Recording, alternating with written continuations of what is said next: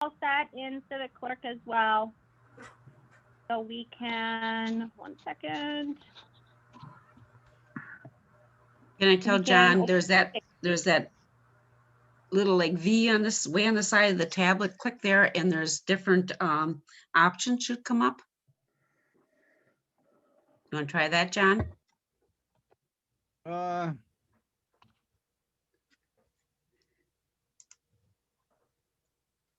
I don't see it, so I guess I just have to get back to. You see it, John, in the lower right corner, it says 86 degrees and sunny. Right next to it, there's an arrow that points to the north.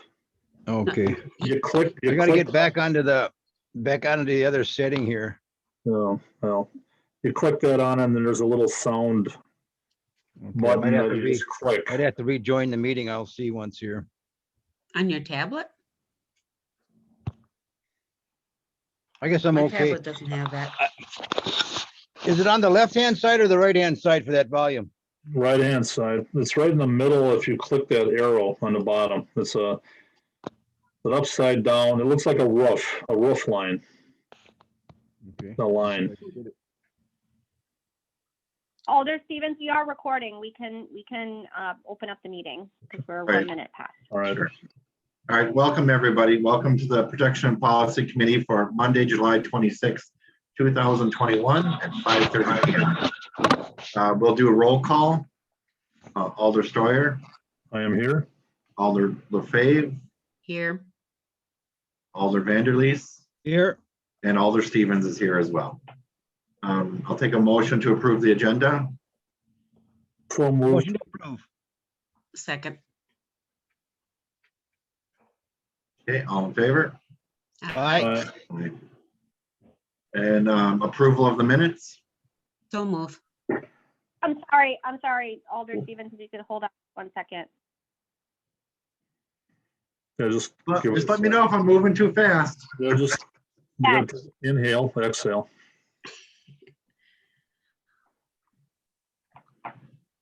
There we go. Sorry, my computer was lagging a little bit. So that was a motion by Alder Steuer, second by Alder Lefebvre to approve the agenda. All is set and passed. All right. Now approval of the minutes. So move. Alder Lefebvre, second. Is that Mark? I will second. All in favor? Aye. Aye. Aye.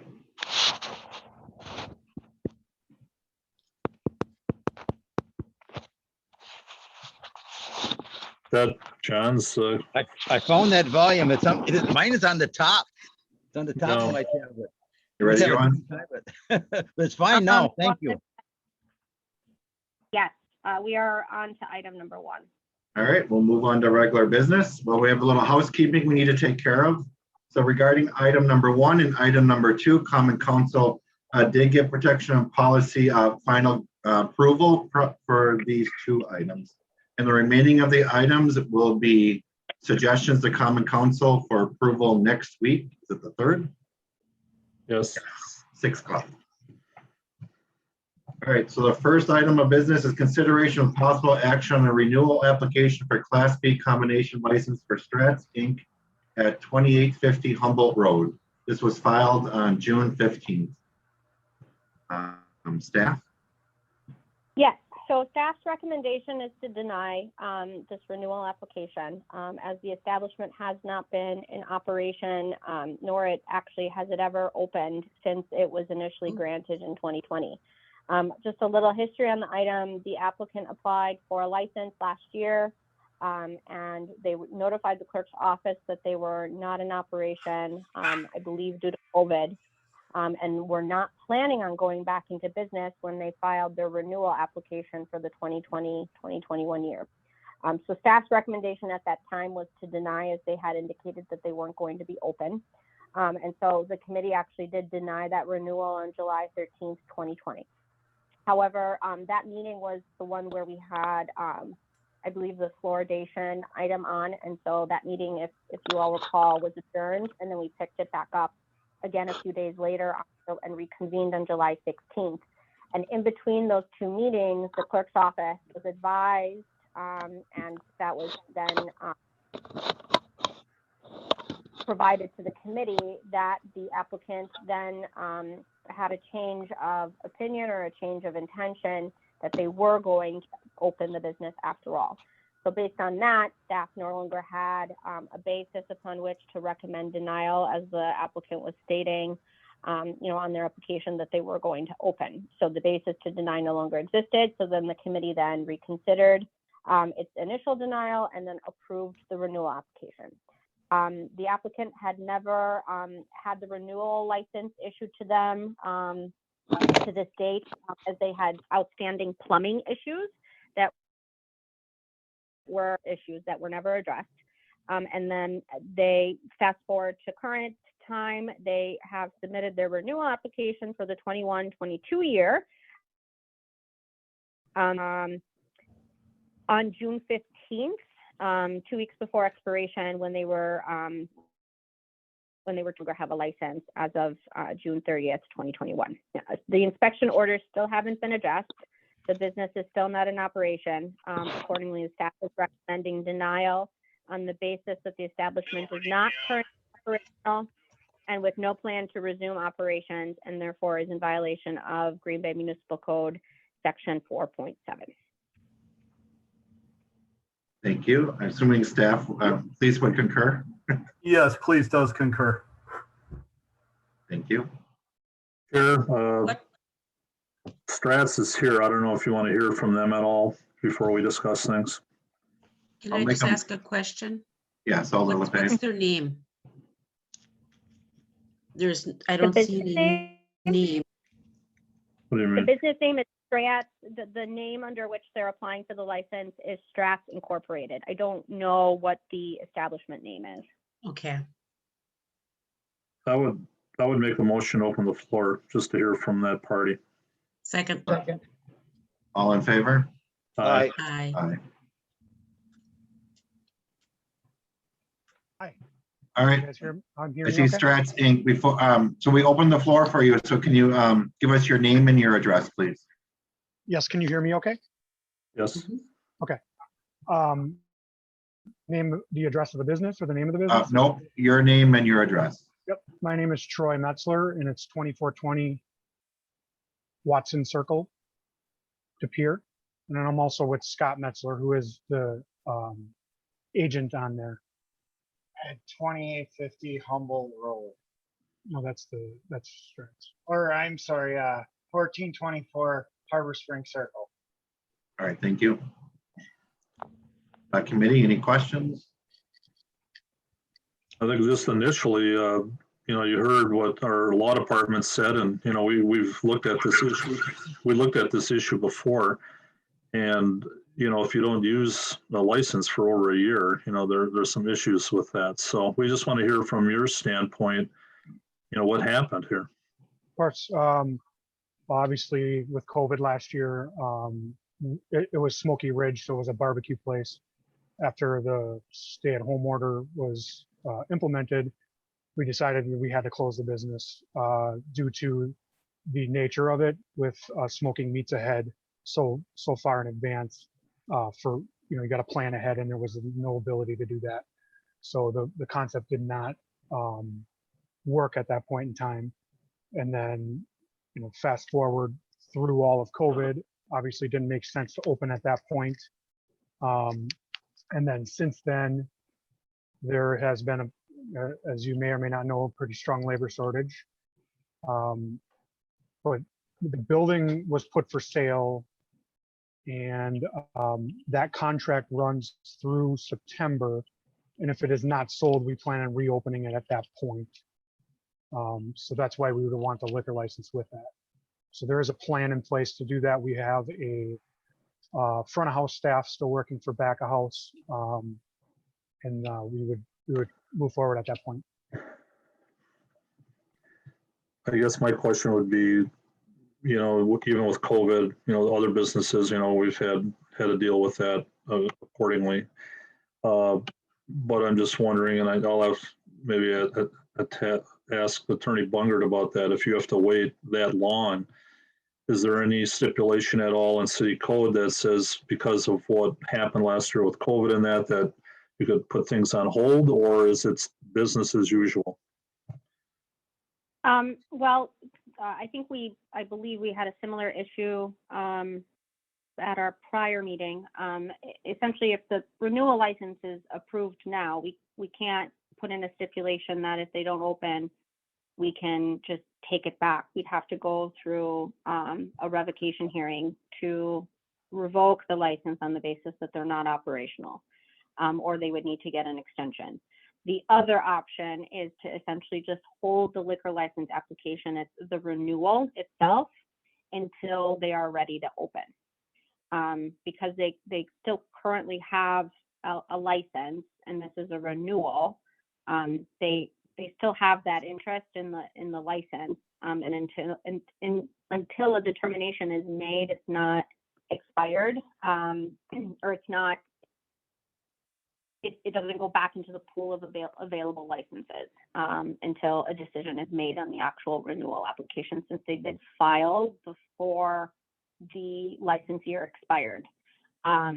So that would be another option, is if they are still asking for additional time, that would be procedurally simpler versus approving the license and then having to go through quite a significant procedural hearing and notice process, filing complaints and so forth, that would be required in order to revoke a license. Okay. I have a question. Yeah, go ahead. Or you. Actually, I have a question for the owner. Yes. So you say that you're in contract with this realtor until September. Mhm. Are you planning on reopening right after that? Yes, if that contract expires, yes, we would. Like I said, Okay, we're working towards that with, some staff members that we, like I said, we have a front of house person. We're looking for somebody back of house. So yes, there is a plan in place to reopen.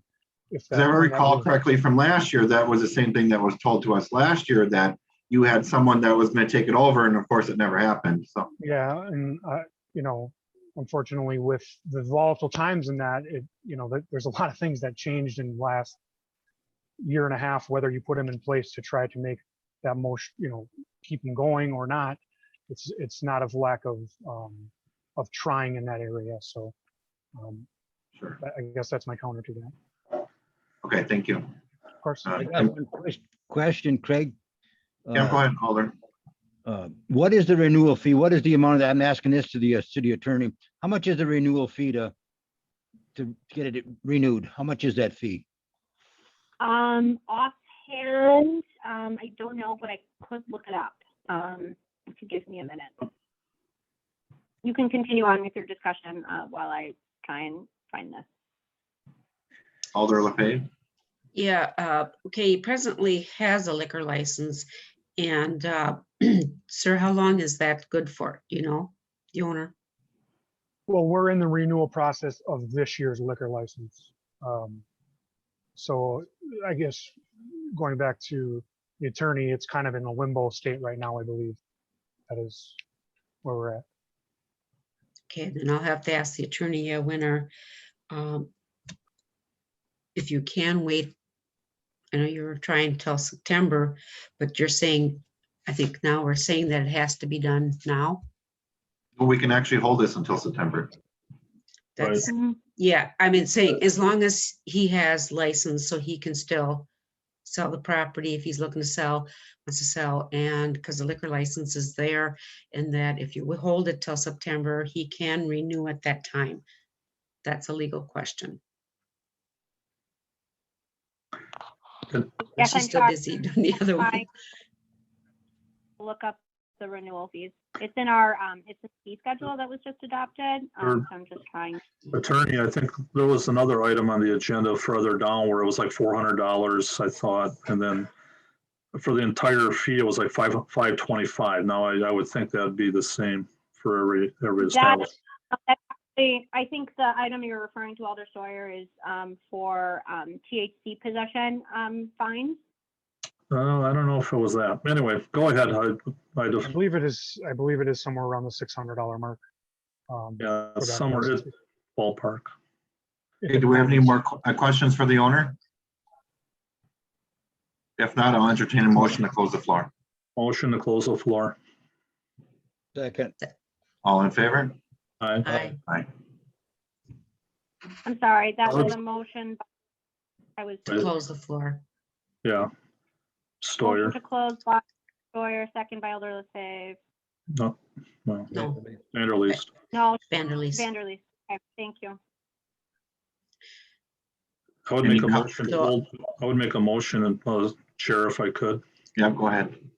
I'd make a motion to hold this till September.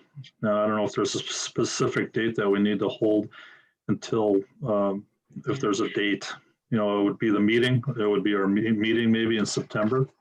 Well, let's do the second meeting in September. Yeah, which would be, P and P is on September 27th. Okay. That would make, As far as, yes, I believe it's, I'm sorry, doing multiple things at once. PMP in September. There are two. We have one on the 17th and one on the 27th. 17th of Friday. Yeah. Would it be the 13th? Or the 13th, I'm sorry. 13th? 13th Okay. and 27th, yes. I Yeah, think I was yeah. seeing the 7th as two transposing. So Chair, would that be all right to hold it to the 13th then, September 13th? That's good by me. My motion. I'll second it. All in favor? Aye. Aye. So this is gonna, maybe we should, okay, we gotta make sure that this is gonna work out for everybody.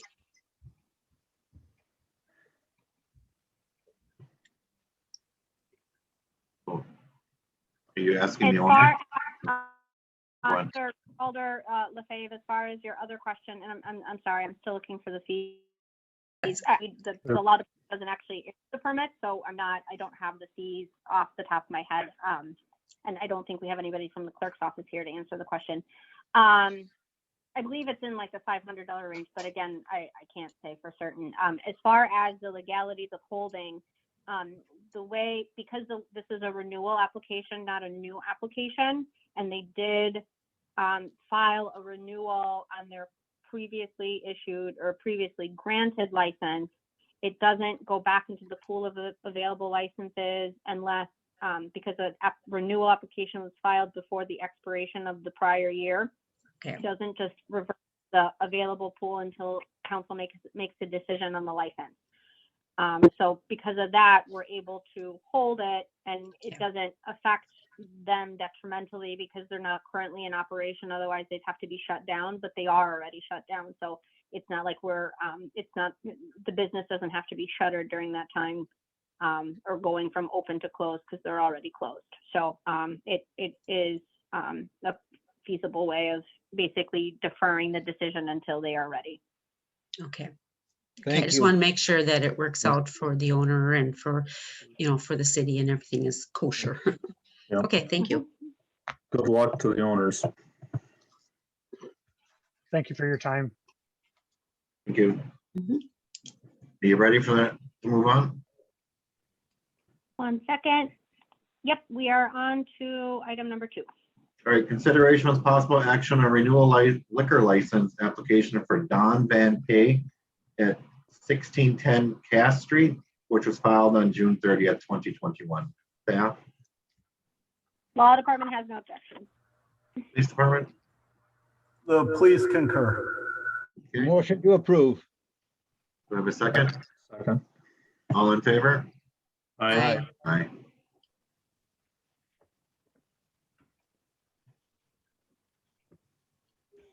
All right. Item number 3, 3, yes.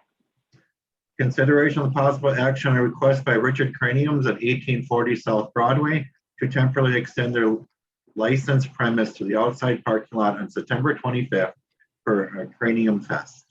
Yeah, Law department has no objection. please.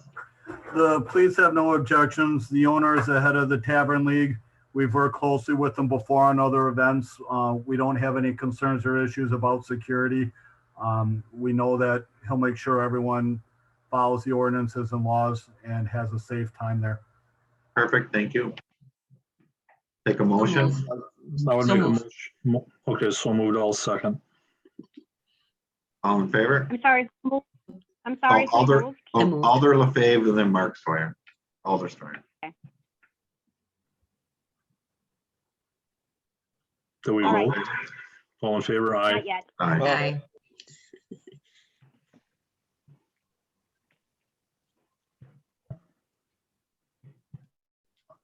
All right, item number 4.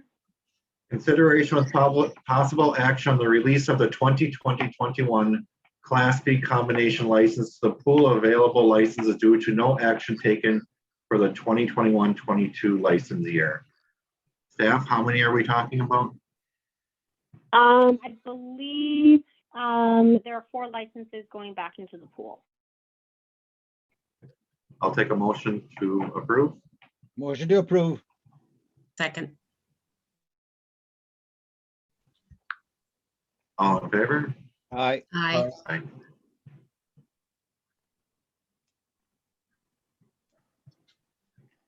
All right, item number 5. Consideration with possible action on available Class B combination license for or by Appleton Golf LLC at 2255 Main Street with a license description as 10,000 square foot open concept with U-shaped bar, 5 golf simulators on left/right with bathrooms, must be office and back storage. Staff, Staff has no objections. please. The police concur. I'll take a motion to approve. Motion to approve. By Alder Storer, seconded by Alder LaFave. All in favor?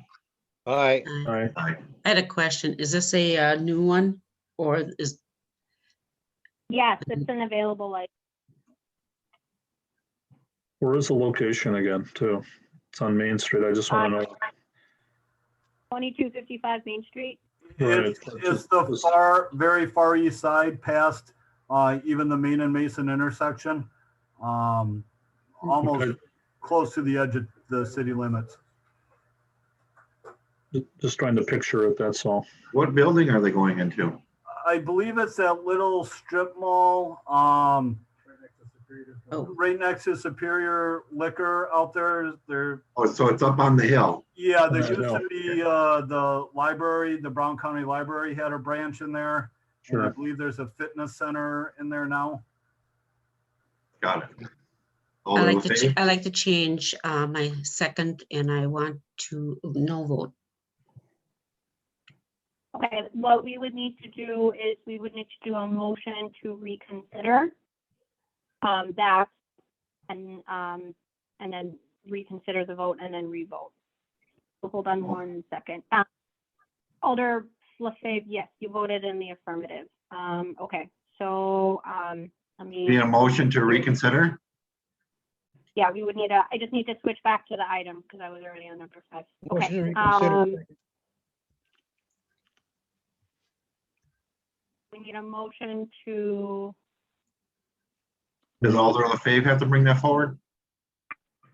it does, no, just any member who voted in the affirmative that had whoever had a, So in the affirmative, okay, well, I'll make a motion to reconsider the vote.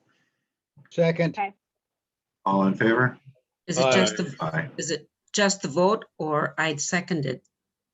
Actually, We I didn't. vote. I had my hand raised to ask a question. And I got in a second. that was a vote to reconsider the previous decision, and now we have another vote as if no vote had happened. Okay. That makes sense? So So we we just had a don't- motion, just had a vote to reconsider the initial approval. And now we can move on and have another motion. I'll make a motion to approve. Do I have a second? Second. All in favor? Aye. Aye. Aye. No. All 3 to right, 1. so that is I'll have to do a roll call vote. Alder Stevens is a yes, Alder Vanderleest is an aye, Alder Stoyer is an aye, and Alder LaFave is a no. And then that passes on a vote of 3-1, Alder LaFave voting no. Alder Gerlach, Chair. Alder Gerlach. Let's just please ask a quick question. What does it mean, an available license? That means that it's not that it isn't currently licensed.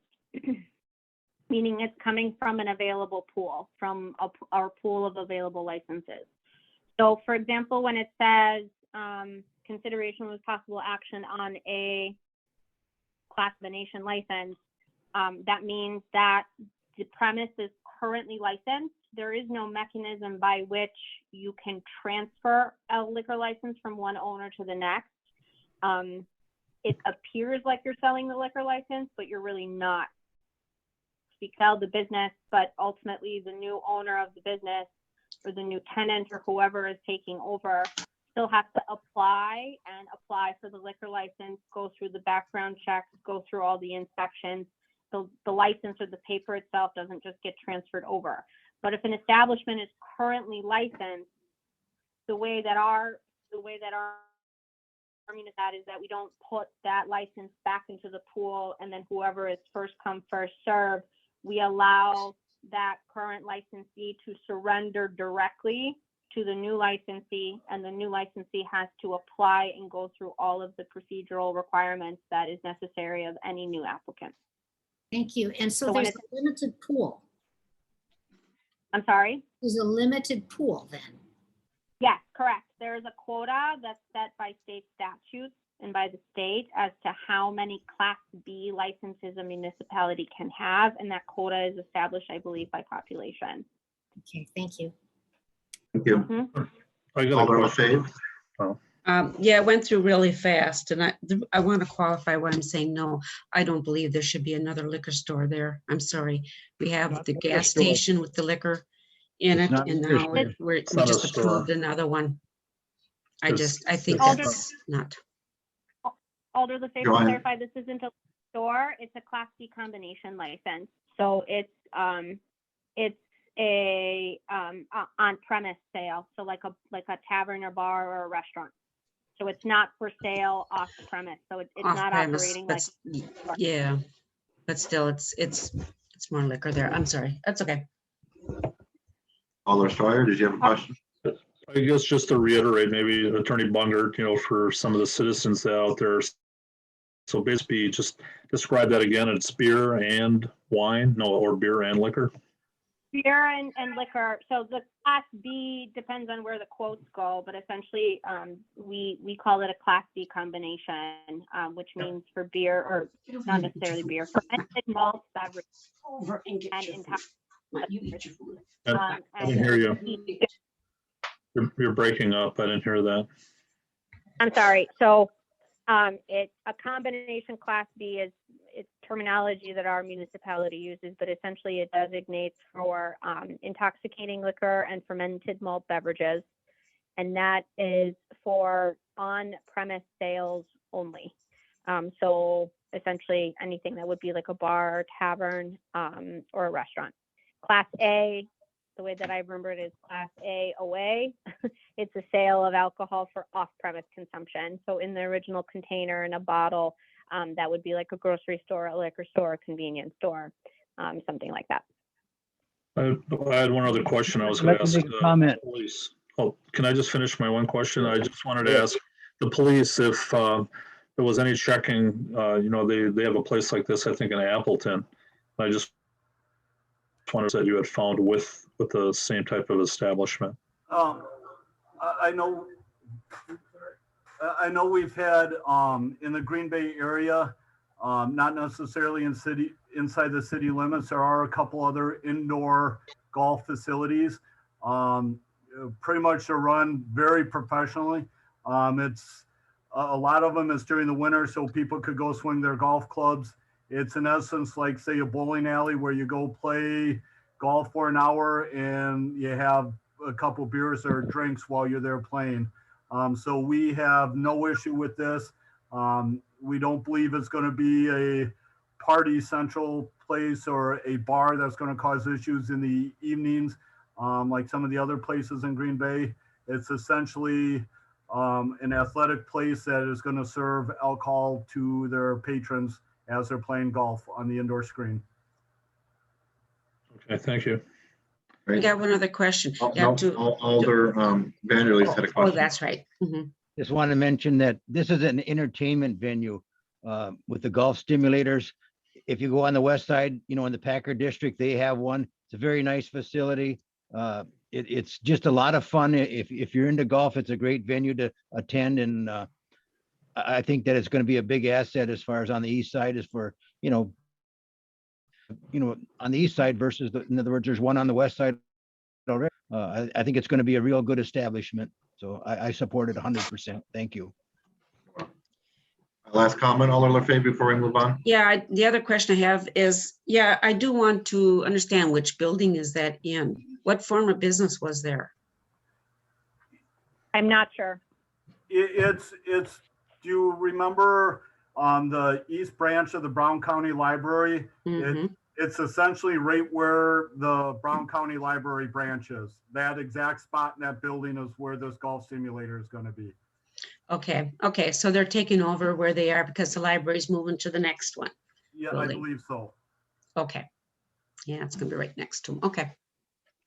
All right, thank you, Joanne, for the updates on the licenses. We'll move on now. You ready? 1 second. All right. We are on to. Peter is asleep. Okay. On to item number 6. All right, thank you. Consideration of possible action on a request by IT department to discontinue use of the Green Bay Public Television Channel 4 in lieu of repairing malfunctioning equipment. So Joanne, did you want to start this off, or do we want to go to Mike at IT? Yeah, we can go ahead and defer to Director Chronic. All right, Director, give us the update. Okay, good evening. Everybody can hear me okay? Sure. Okay. We started our television station in 2014. So our current equipment, the encoder, which takes the current video that we create and has to convert it to a different video stream to put it on the television station, that has broken. We received that piece of equipment in 2014 from Time Warner Cable when we took over the station. So I don't really know how old that piece of equipment is, but I got a recent estimate from Charter Communications, who now own Time Warner Cable, and that was $6,000 to replace that piece of equipment. Another item that broke previously to that, not really broke, but there's a filler content in between government meetings, and that is the Classics Arts Showcase channel, and that we receive a satellite reception from that channel, from that satellite, and put it on our TV. That satellite moved location, so we have basically been down for 4 months from that content until we purchase a new satellite dish or stream in Classic Arts Showcase. We still haven't made that decision. The cost for getting a new dish could easily reach $4,000 to $5,000. So we're looking at $10,000 possibly of replacement parts for this. And since 2014, we just done different things. We purchased Civic Clerk. We have all our content in an easily accessible format on our city's website. And currently, when we do the council meeting is the only thing is the only content on the Green Bay Public Television station. And that is seen 6 days after the fact of a council meeting. So, we spend a lot of time in Civic Clerk. We'll never probably get rid of it. And it's kind of redundant for us to program 2 different video feeds. So my feeling is we're sticking money into a losing purpose. And there is also a lot of other equipment associated with that TV station. We purchased a programming unit, it's an electronics unit, And that is all the equipment in that room where the TV station is located runs 24/7 and 365. So we really never know when something is going to break next. We could be proactive and go and buy a new programming equipment, but that's going to set us back $8,000 or $9,000 too. So that's what the original cost of that was 7 years ago. Also, the position never really, or this function never really came with any funding. We program a channel with existing staff. When that staff is on vacation or has other duties, we have to give the programming of the station to one of our programmer analysts, IT programmer analysts. They code for us. Not really his job duties. And I guess we're really an IT department, not a TV station, and we put all the content on Civic Clerk already, so I think it's kind of redundant. That's about it, I think. I think we could just redirect all our costs to a different effort. I got a question. I have a question. Go ahead. Well, you're sure. Yeah. So Director, so regarding Channel 4, do you have the information from Spectrum on how many people actually viewed that channel when it was working? No, I do not, and we've never been able to get a hold of that kind of information. Have we asked for it? Yes, in the past we have. Okay. And another question. So this has been down since May 26th. Why did it take 2 months for us to hear about this? Well, we were waiting on cost estimates, and it's really like we haven't had many complaints about it. So we prioritize our work, and we're just getting to the estimate. We're always just considering why we're doing it anyways, and we haven't really fielded any complaints. And I'm not sure if the alders have fielded any complaints about the TV channel being down either. Just one. Yeah. So Alder LaFave, you had a question? Yeah, a couple of things. My husband would watch once in a while and say, "Oh, there you are." Anyway, so that's one person sometimes. But I want to know, you had there was an email said that you can go on YouTube. Would that be the video of it, or what is it on YouTube? Whatever you see on YouTube is the same what you see on the television station, except there's just all the committee meetings are on YouTube and Civic Clerk. They aren't on the TV station. Okay. Is there a reason why we're not on the TV for committee level? When we took over the TV station, we just assumed the same schedule as what Time Warner Cable previously had. So we just kept all the other content. We just basically took over running it for them. So now we got to get all these videos from other sources and put it on it. So we just took on a bunch of work, and it's kind of unnecessary. I feel it is. It's totally your decision. I feel it's unnecessary because we display it in a different format that is much more usable than a television station with a programming schedule. The world is Alder LaFave. Okay, yeah, I'd rather see us spend money on our security for our, against ransomware and different things. I'd rather spend on that, I think, because I know we're probably that's something that is an ongoing thing that we have to constantly be monitoring and looking at things that we have to do. So we're going to maybe have to spend more money coming up in the, just to make sure that everything that we have in the city is safe from these outside hackers and that. So I'd rather spend the money on that. Thank you. Chairman Stevens, I'd like to make a motion.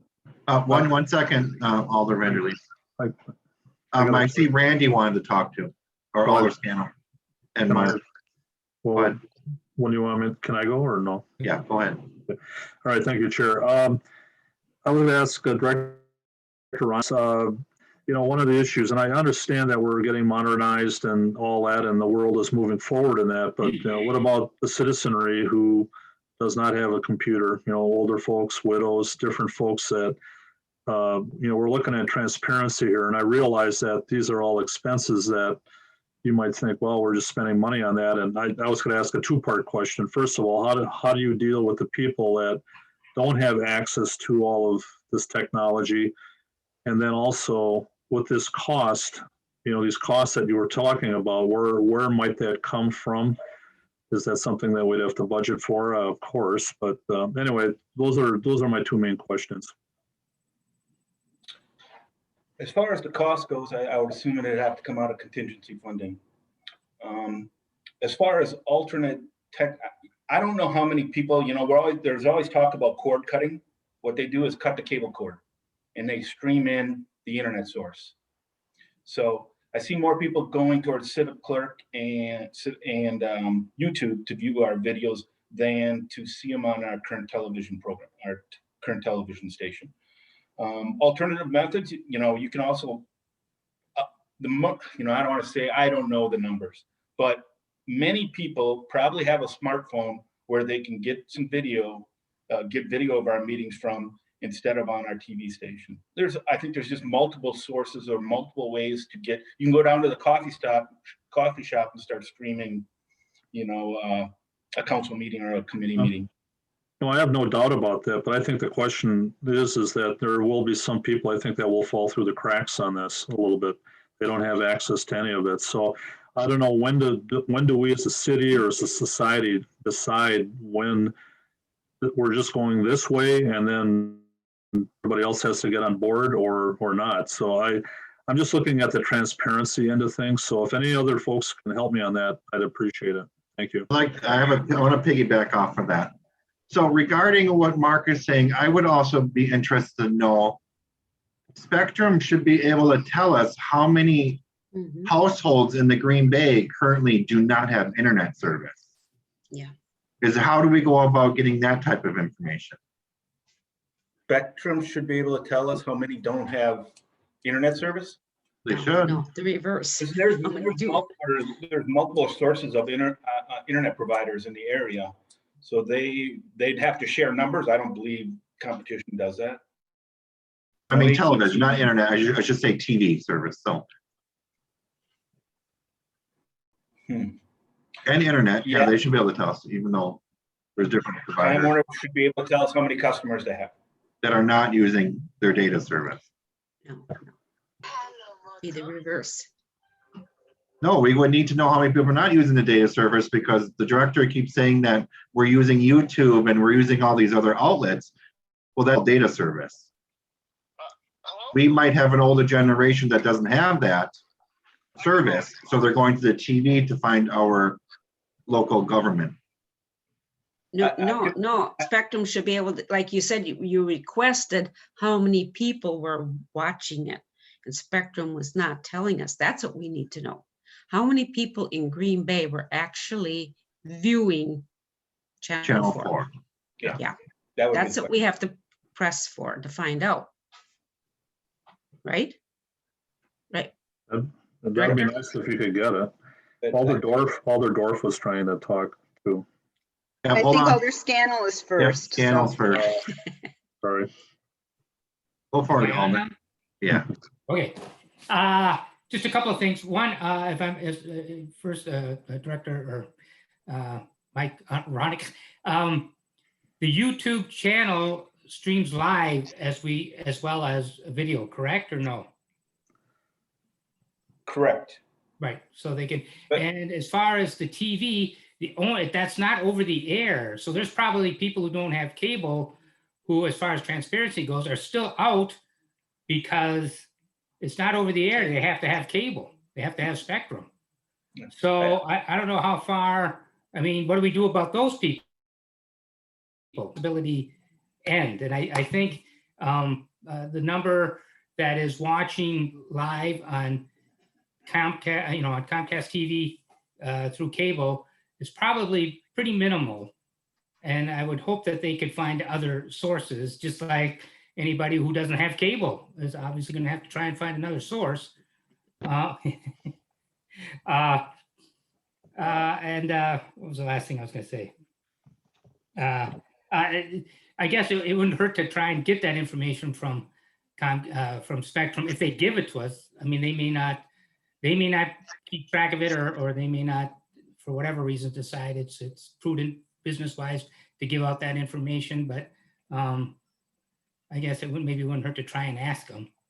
But for my money, I'm thinking it's a pretty small number. I'm thinking that we don't worry about those who don't have cable. Why should we worry about those few who are watching Spectrum, watching it when there's so many other venues they can get it from? So that's my 2 cents. Alder Dorf. Thank you. Director Hronik, did you say it doesn't even air until 6 days after our meeting?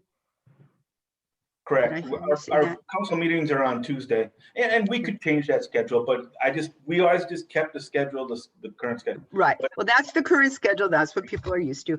There's TV news, there's the newspaper, there are cell phones where people can look online if they want to find out what's going on. By 6 days after, it's too late to do much input.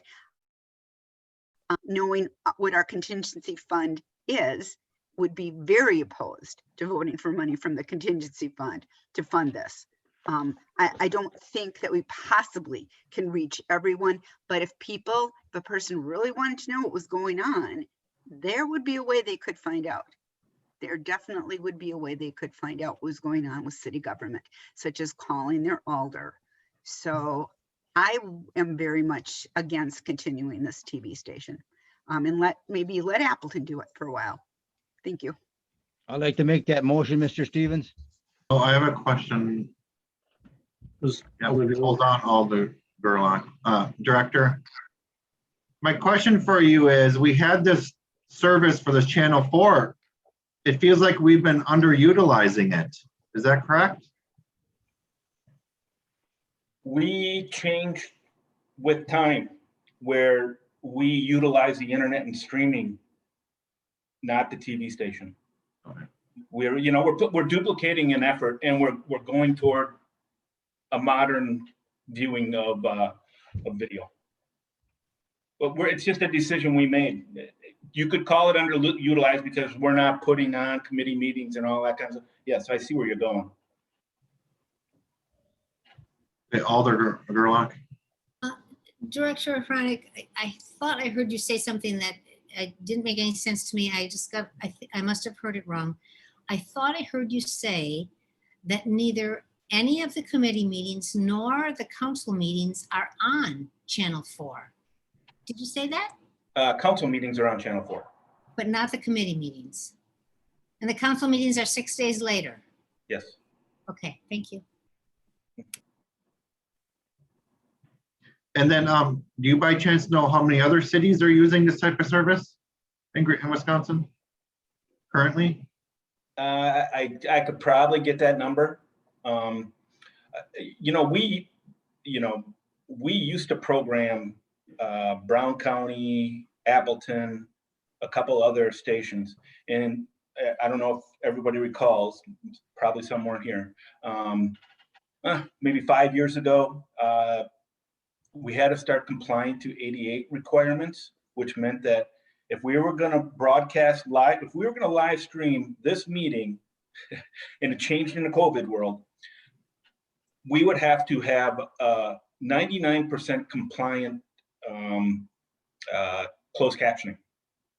And there's not a service, there's not a automated service that kind of meets that 99%. So we take all our meetings and give the video to a transcription service called rev.com, and they hand type all our closed captioning. So when you see a closed captioning underneath our on a Civic Clerk, Sure. that is from rev.com. So, I don't know when we go back to normality, but I don't think we'll be live streaming because then we don't meet our requirements. Alder Lefebvre. Oh, you're muted. That's exactly why Brown County has not done it, because they said that apparently the cost and everything, it was just not worth it doing the Brown County board meetings. Yeah, they're not the only municipality who backed out when we made that decision. When you had to do the ADA, yeah. Mm-hmm. Mm-hmm. Any other questions or Brown County, comments? I'd like to make that motion, Greg. I'll second it. Oh, wait, what's your motion? My motion is that we follow our Director Ronick's lead on this and that we discontinue the use of Green Bay Public Television Station number 4 in lieu of repairs and all the rest. We're going to take his recommendation and I support his scenario of it and that we discontinue it. So that's my motion. Before we do I'll that second second, that. Joan, before the second, Joan, do you have a comment? I don't have any other Why? comments. No. Yeah. Oh. No, I just wanted to chime in that that's just going to be a motion to approve the request. A motion to approve the request of Director Ronick. Yes. Yes. I will second that Mhm. with the hopes that transparency will be attained and in all ways as we move forward. So I will second that. Thank you. Okay, so all in favor? Aye. I will be a no. All right. So Alder Stevens is a no, Alder Vanderleest is a aye, Alder Storr, aye, Alder LaFave, aye. That passes 3-1 with Alder Stevens voting no. Okay, so Ready? noted. All right. Yep, on to item number 7.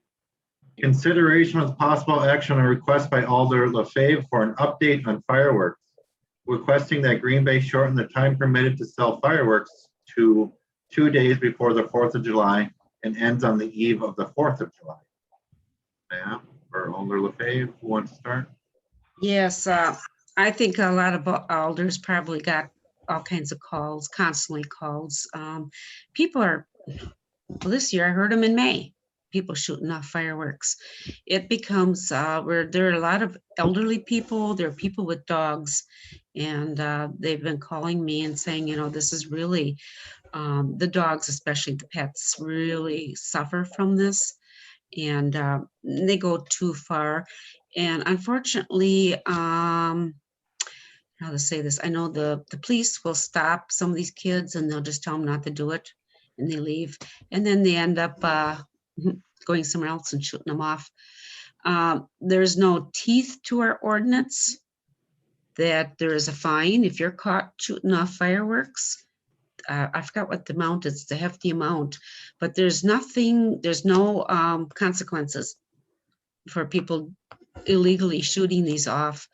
And so I'm making this request to try to calm it down where they can only buy it for the short period of time, which is appropriate. It's supposed to be for the 4th of July, not for months, you know, ahead or months after. So that's my request because I've had a lot of people contacting me. I don't know if Randy, if you had people, you know, Alder Gerlach, Alder Dorf. Okay, Randy wants to speak. Alder Scannell? Yeah, I don't know if that there are many people selling fireworks in this within the city limits. Most of the firework established I know are not within the city limits. So I don't know that this will practically do anything except for if there is anybody selling within the limits, it would pretty much end their business. They won't be able to, you know, no one's gonna be able to do it. So if you wanna just drive the business outside the city, I don't think that does anything as far as people shooting them off.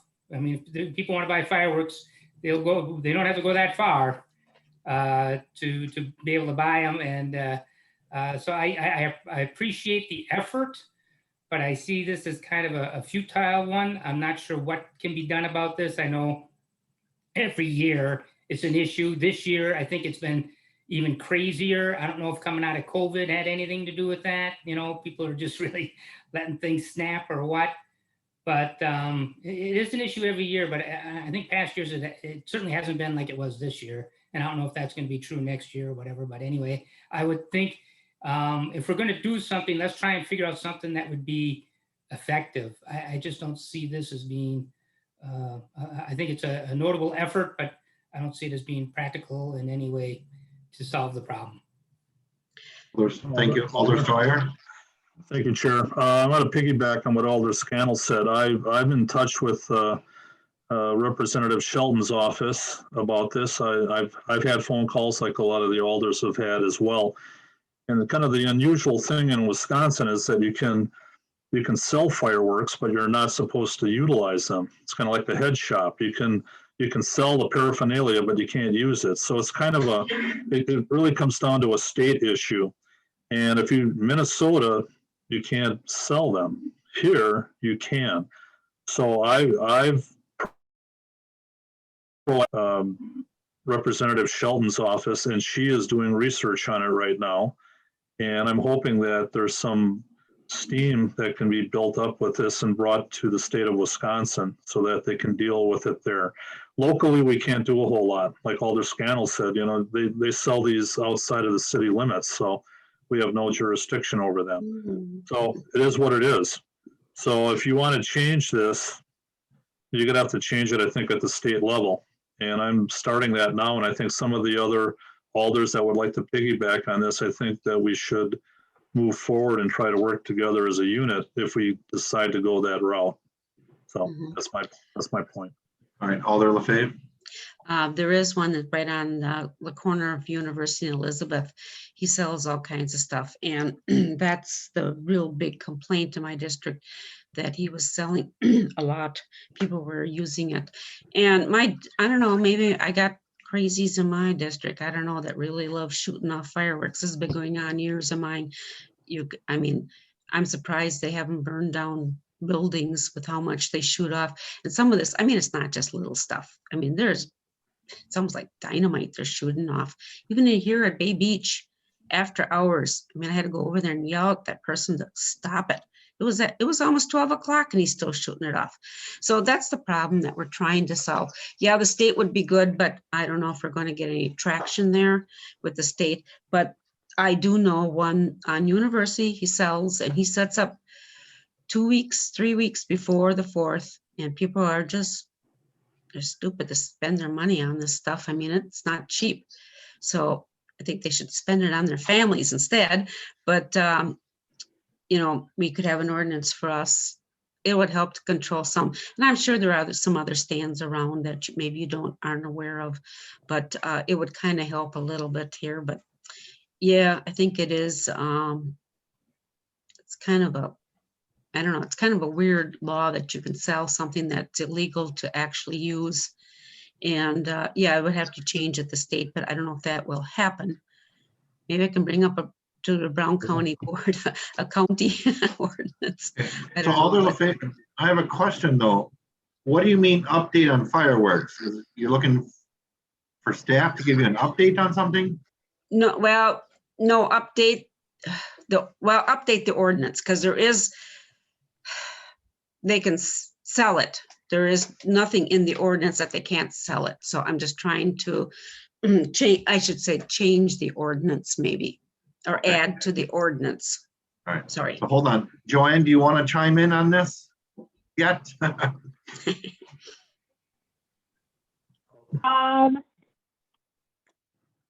to think if I have anything to put in that was separate or different from what everybody else mentioned. I was just briefly reviewing the statutes, and like Alder regulated by the state, it just basically defers to the city or municipality to sell the permit. But that's the extent of it. So if it sounds like the Representative Shelton is looking into doing some changes, then ultimately it would come down from a state level and give us a little bit more direction on how to best deal with it. Alder Galvin was, he might have. Before Galvin, we got Alder Dorf. Thank you, Vince. So I had only gotten one concern about this from a constituent, and his concern was about crackdown on the stands selling illegal fireworks. And again, I know that there are just two kinds of fireworks that you can set off: the snakes and I forget the other kind. But sparklers. Okay. So, but I don't know that there. I mean, are they actually fireworks, or it's just okay to sell any fireworks, but maybe Alder Galvin knows that. And police, or actually, we actually have I do other if no one police else does. here. Oh, okay. So, We'll go Alder Galvin. all right, so anything that flies in the air or goes bang is illegal. So you can have snakes, sparklers, fountains, smoke bombs, there's any list of things. As long as they don't fly through the air or go bang, they're legal. But I'm saying it's still legal to sell them. Well, at one time, and this is where I would ask Attorney Baumgart to take a look at the statutes. You actually, to buy those fireworks that fly through the air, go bang, you had to have proof of it, showing that you had liability They insurance. don't. And I don't know if they changed the law on that. And that might have been what opened the flood doors. You can actually possess fireworks that are illegal to light off. And it was a scam pulled by the firework lobby. And they got a bunch of legislatures to buy in it. So really the only way to stop it from happening is, the citations for the users. And also would be to see, are we issuing permits to people that sell the fireworks we don't want in our community? See that Menards and some of the big box stores are selling fireworks that I believe some of them would be illegal if they're used. And so, and if we've got tents in that setting up, I wasn't aware that the city sold permits to these individuals. So I guess I would hope that staff would check into that or has checked into it, and we go from there. But really, if you want to stop it, you got to stop it at the state level, or we got to get a lot more cops out working and have them actually take action the first time instead of some of the policies that were established over the years when we had a mayor that said it was okay to do illegal fireworks. And so the police were told to stand down, basically. So it takes a change of attitude in government and the police department from the top down on enforcement. It's going to take a change in the state legislature to change the laws. Thank you. Mm-hmm. And that's what's wrong. I'm sorry. I've had from a few people tell me that the police do not, if they're the kids, they just say, okay, just don't do it anymore. And they're not issuing any citations. They're not taking the fireworks away, I heard. And unfortunately, some are Hispanics and that, and they don't want to make an issue of it. And this is something that if we have an ordinance, we have to enforce it. If we find people with fireworks, at least if they're kids, take it away from them. Don't allow them to have them anymore, shoot them off.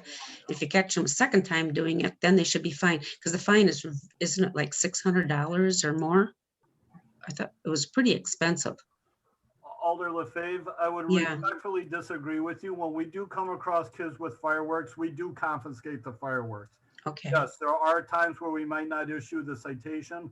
Like every citation is officer discretion. Yeah, certain times of year, like your time frame right around the 4th of July, in terms of priority calls, I'll let you know what our procedure was this year. If we got a complaint on the firework or for loud noise, we would investigate it, or if it was too close to a house where someone was worried it would cause damage, we would investigate it. I could tell you I received a lot of anonymous on the city's website, the request for service, where they would remain anonymous and they would email it to me on a Friday night saying someone's lighting off fireworks somewhere on the east side is what I would get. And I could tell you with my schedule, and even on our request for service tab, it says that it's not monitored 24 hours a day, 7 days a week. I wouldn't see that email until Monday morning. And by then, whoever's having the party is done and over. So yes, like Alder Galvin said, yeah, if we could put more police officers out there, it's just pretty much the week before, and with the 4th being on the Sunday, we were pretty much from the end of June up until the 4th of July, the day after, it was not a priority call for us here at the police department, unless someone called to complain, hey, it's going to cause damage to my property, or it might cause a fire because it's too close to the house. But a lot of the calls we get on them, they're anonymous and they'll say it's somewhere 3 blocks east of me. I live on Elm Street. It's 3 blocks east of me. We'll go try and find out. We just don't have the time or the manpower to stay there. But if we do come across kids, we do confiscate the fireworks. We have a Okay, big good. garbage can here full of water. We bring them back to the PD and we dunk them in the water to get rid of them. So Okay. whoever was telling you that, could there have been a time some kid might have had fireworks on them that we didn't see? Yes. But if Okay. we see them and they're lighting them and causing issues, we do confiscate them. Okay, thank you. So, Chairman Stevens, I'd like to make a motion, go for it. receive and place that file at this time until we get down the road from the state, just to receive and place on file. The Do I request. have a second? Thank you. Do I have a second?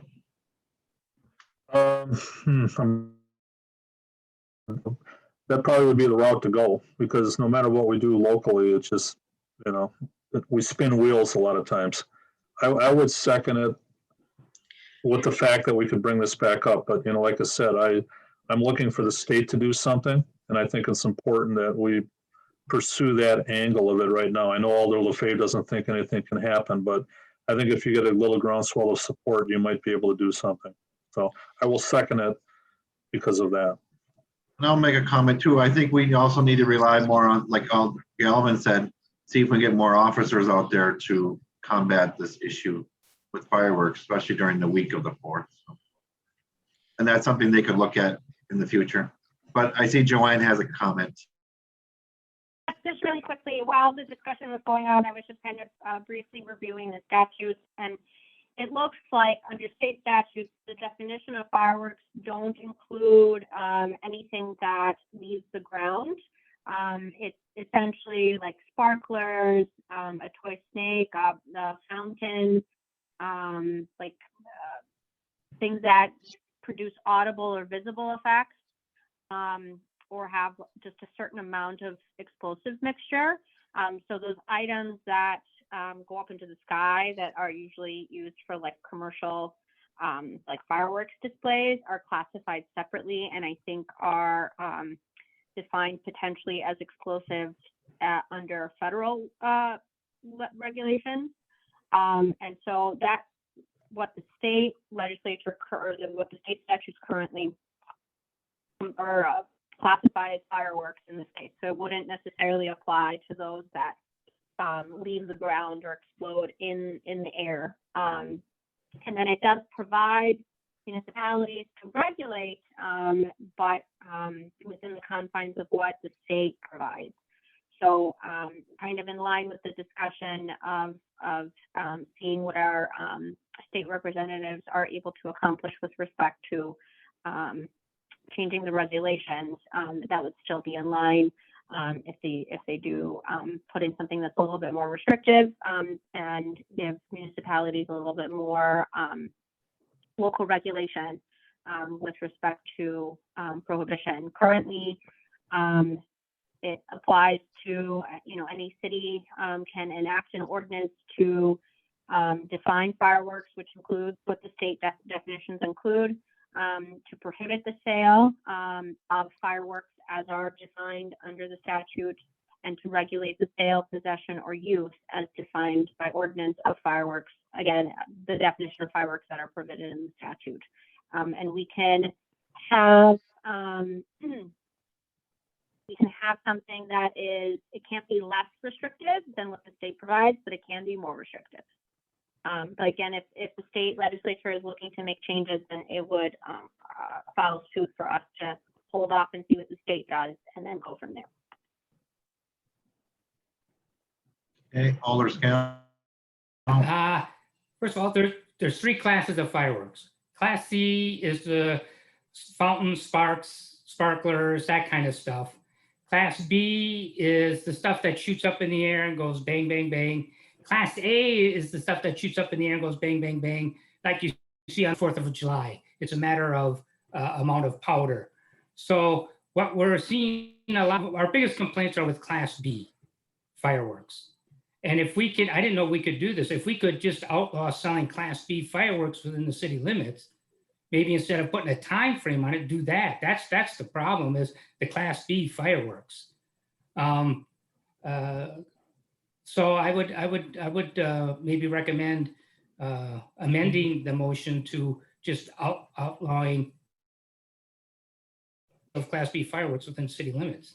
I don't know. I mean, again, you're not gonna have to go very far to purchase them. There's no such thing as illegal fireworks. It's true the Class A fireworks are federally regulated. The Class B fireworks, all you need is a permit.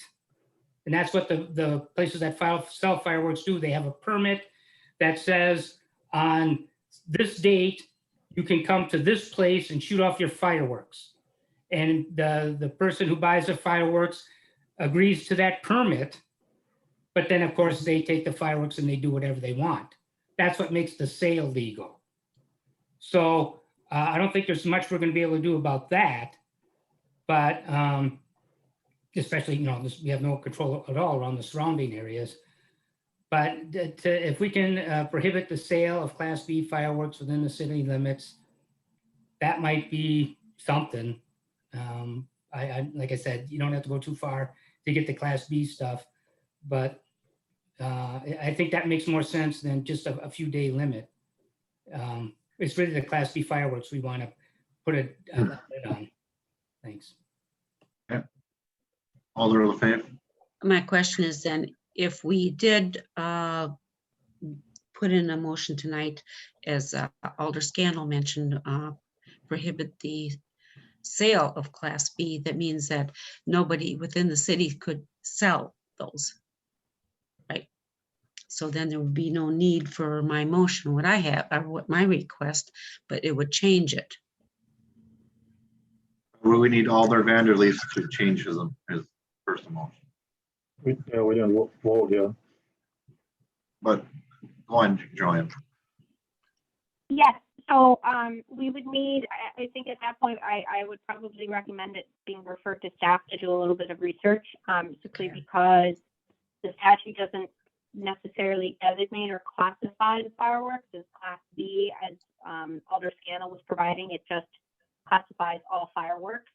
So then we would need to do a little research to see if we can pick and choose from that list as to what can be prohibited, what can't be prohibited, and so forth. I think With state statute, if you look at one, you look at it's 167.110 regulation of fireworks. Fireworks is a whole list of things, everything from fuel to a firearm cartridge, to a flare, to a sparkler, to a model rocket engine, to tobacco, cone fountain. Those are all inclusive.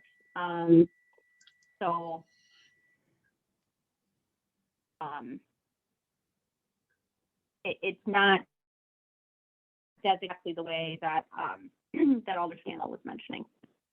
So I'd ask. That way, we need to look into. We would need to look into specifically as to which of those items we would be prohibiting. So I'd like to ask Alder Vanderleest, would you want to change yours to directing staff to look into this? We could do that. We could do that.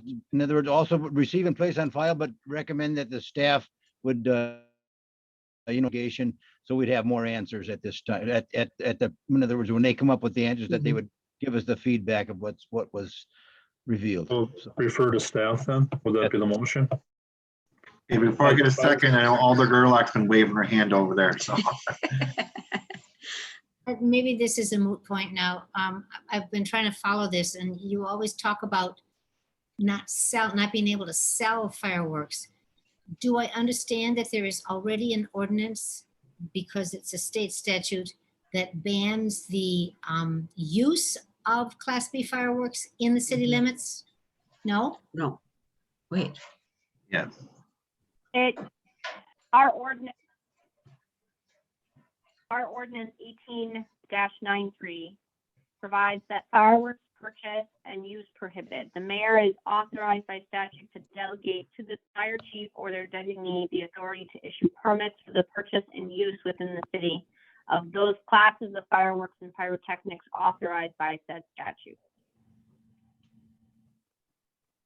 So you said fire chief? Fire chief or designee. That's the way that our ordinance is currently, So can the fire department issue tickets? No, they issue the permit. Okay, but they cannot go out and issue tickets for illegal use. Okay. Randy? yeah, to get a permit, that's where you go. I mean, the places that sell these things and have a permit, like I said, they have a permit that says specifically a date and a place they can be shut off. They have to get that from whoever fire chief has jurisdiction over that area. So we could, I don't know if we have issued any permits for those kinds of displays within city limits. I don't think anybody's ever come. I'd be surprised if anybody's actually done that. So all the fireworks that are Class B that are being shot off are shot off illegally. It's not the sale that's illegal. It's the shooting them off that's illegal because they're not following the permit they signed to get to purchase the fireworks. So anybody who wanted to, let's say you want to have a big party, 4th of July at a park, and you want to shoot off fireworks that are Class B, you could go to the fire chief to see if that, to get the permit for that, and it'd be for a specific day on a specific place. So. All right, thank you. So we have a motion to refer to staff. Do I have a second? Second. All in favor? Aye. Aye. All right, thank you, Alders. Are you ready, John? Okay, consideration with, go ahead. Yes, go ahead. Number 8, consideration with possible action on a request by Alder Scannell for the city to pass a nonpartisan redistricting resolution. Proposed resolution language is on the second page. So Randy or staff, who would like to do it first?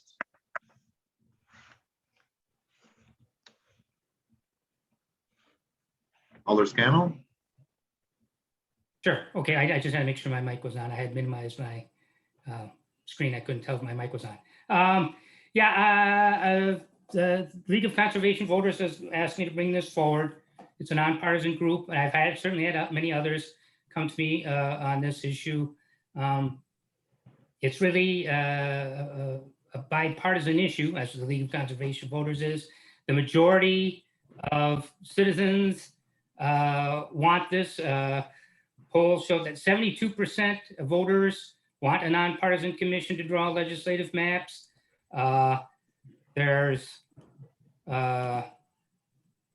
56 counties have passed it, including Brown County.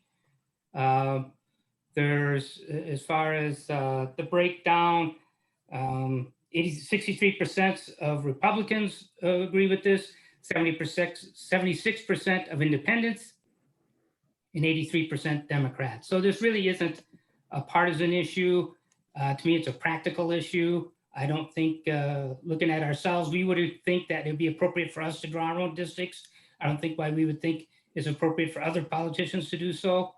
So I'm all in favor of sending this resolution to the state to lend our voice to those who are fighting to get fair maps. I have a question. Alder Steuer? Yeah, thank you. Alder Scannell, you put this together then, correct?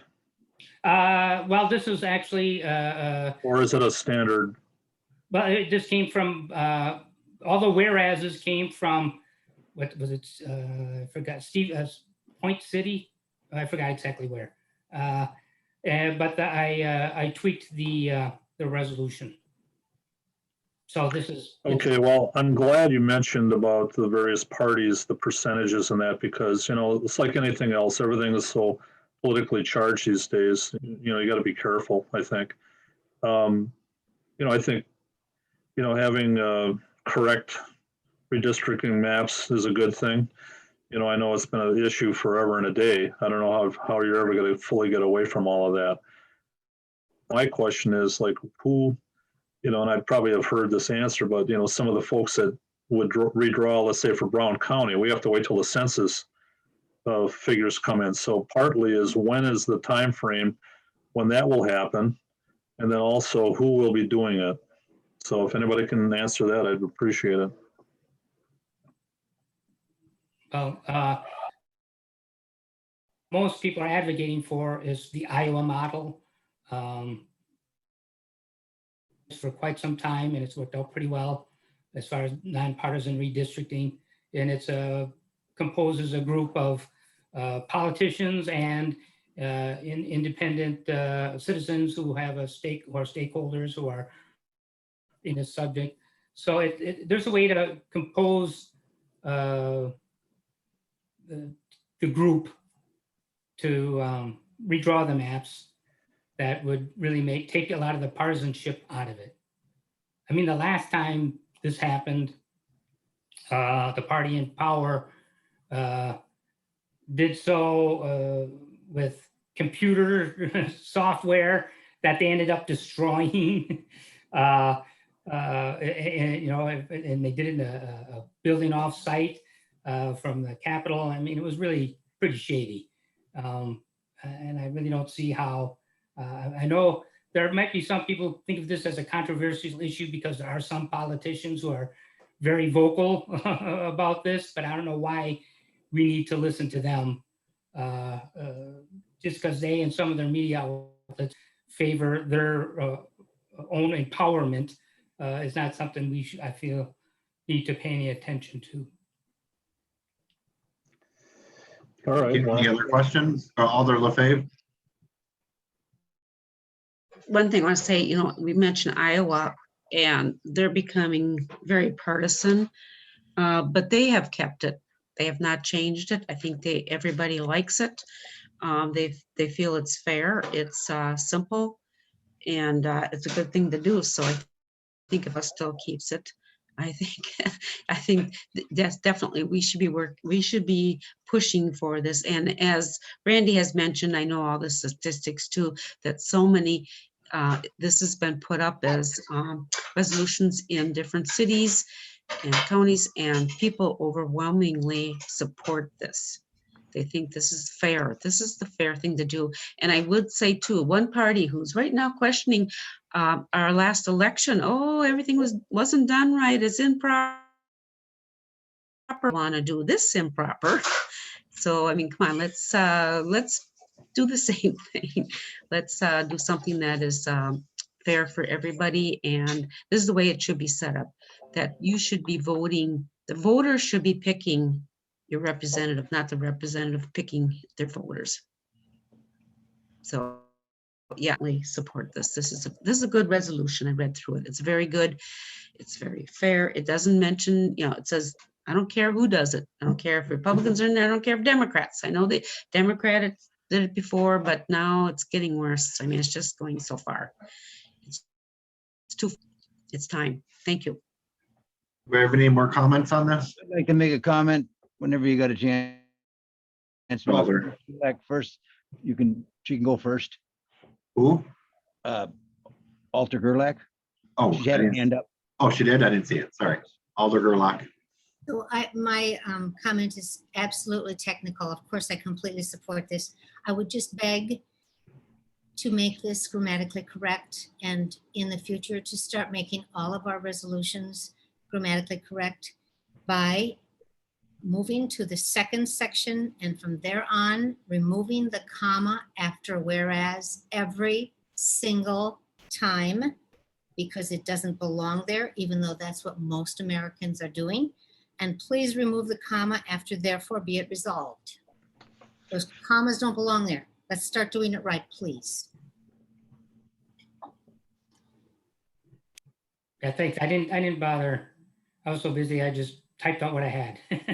I didn't go over it. You just copied it because 90% of them are like this, but Matt Matusek and I are on a mission to try to get it right for the city of Green Bay. So only the first one should have a comma after whereas. All those other commas need to go. Thank you. And if I may add, I meant to end up with this, is if we could refer this to staff, the legal department, so they could give it their go over and their blessing or change anything that they think needs changing. And then instead of coming back to committee, if that could then go right to council. Does anything? Yes, if committee just wants to approve the resolution, then we can have staff look at it and get it finalized for council. So then it will be in the report for PMP currently, and then in the resolution section under the agenda, it will be formatted the way that it should. Okay. I'll take a motion. Well, I just want to make a comment before I you. had one comment. Okay, Mark. Oh, sorry. Okay, just one quick comment. You know, like I said, I think generally it's pretty good, but like I said, like anything else, if we approve it tonight, then that's it. So, you know, if there are any slight tweaks that need to be made, you know, is this, well, I guess is it time sensitive? You know, if I see a lot of head nods, you know, time sensitivity is like anything else. You know, there's just one line in there where they talk about whether this is done by the Republicans or Democrats. Granted, those are the two major parties, but there are other parties as well. So you know, who's going to decide who does this? You know, it could be an independent or a libertarian, some other, you know, I know you're shaking your head, Randy, but I'm just looking at this, you know, from a standpoint that, you know, there might be some people falling through the cracks in some of this, or you're just looking at the power that be. They're the ones who decide. No independent will be able to, you know, if there's an independent in the State House, they'd be voting on it just like anybody else. Yeah, I knew the answer. I just was throwing it out there. So you know, I don't know what else I can say on it. Generally, I think it's okay. As long as it's transparent in the sense that it doesn't matter who is doing this. That's it. And the whereas is I agree with Alder Gerlach. So that's all. Thank you. Thank you, Alder Vandelis. Yes, thank you, Chairman Stevens. My thoughts are that I think the state is going to be actually doing the work. This resolution is not a binding resolution. Is that correct? Correct. Yeah, in other words, it's a recommendation going forward. You know, like from what I've heard on, you know, that they might not even have time to do the redistricting. They might not get it done. It's going to be done at a very, how would I say it? The time frame where on the actually for voting and things, I think it's so close that they don't know if they're going to even complete it in time. That's some of the feedback I've heard on some of the redistricting. So in other words, the state is evidently behind on getting things done. Is that correct? Does anybody know that or not? Joanne, do you know that answer? I believe that's true, but there are statutes on, there is a time frame that has to be met, or there has to be some kind of legislature, I think, to give them extra time due to the circumstances. Yeah, I know that that was going in front of them. Did they vote on that yet? You know?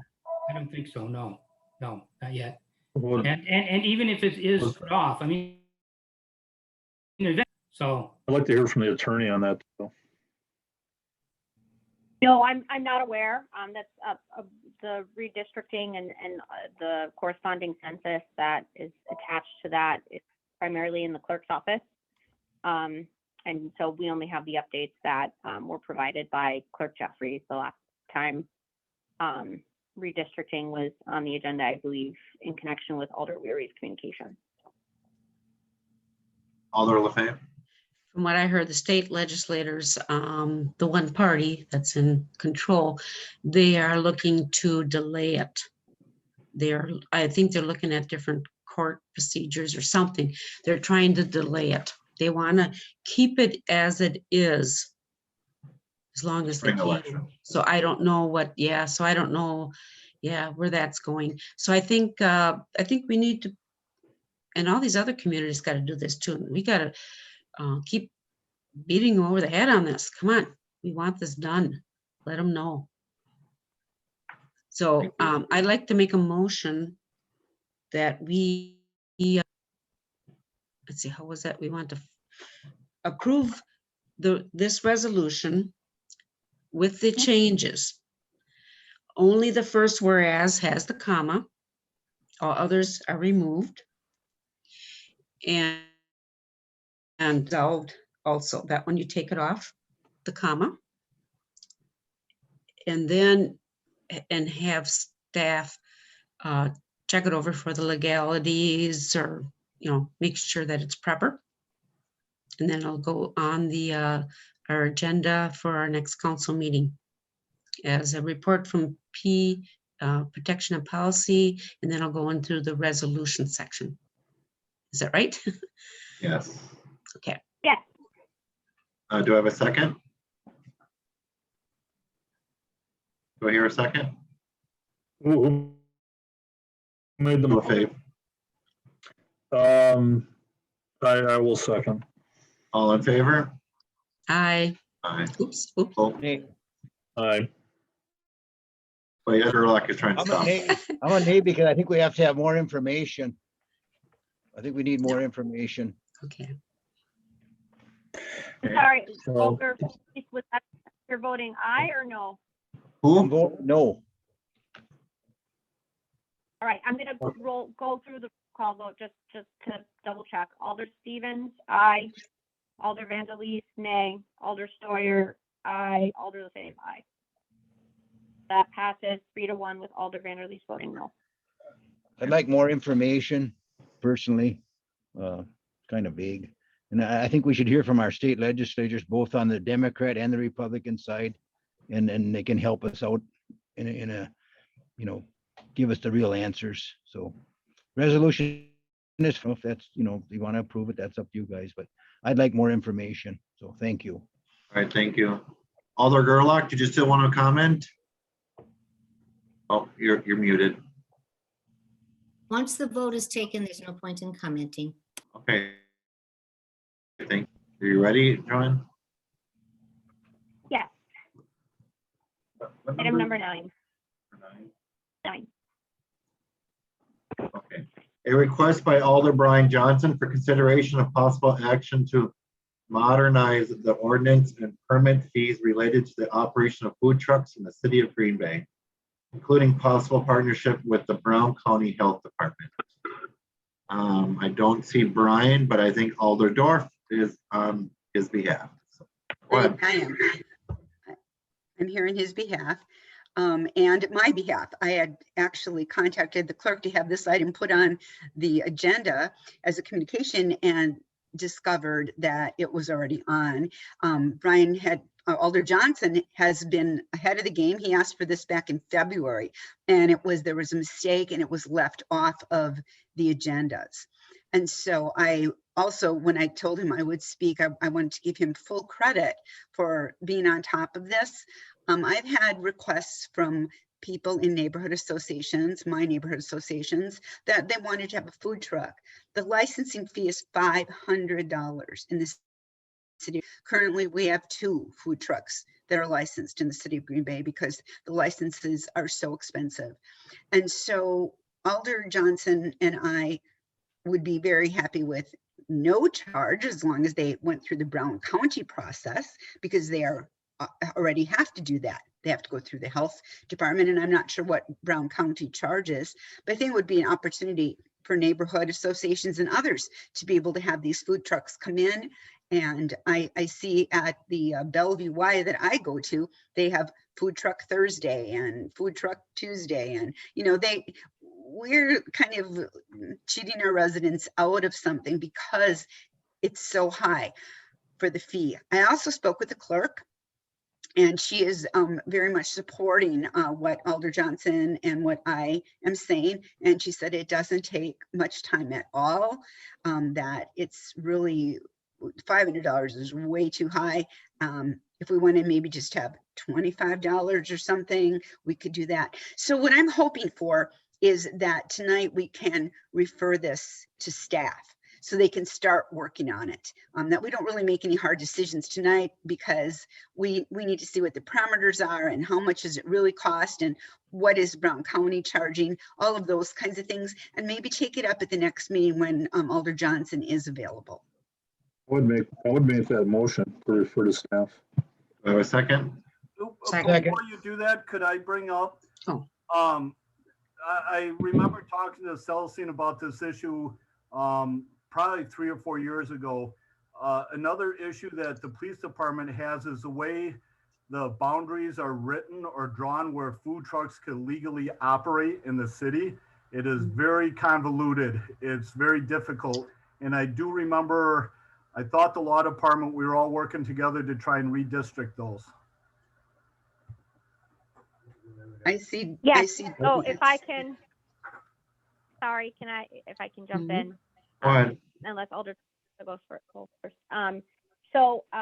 Yes, so I believe it was actually, so the revision of the food truck ordinance in general is something that's on the law department's to-do list, which we all know is very long, but it is on there. We just haven't, obviously, we've had just higher priority things that have come ahead of that, particularly in the last year or so with the pandemic. So we weren't able to address it.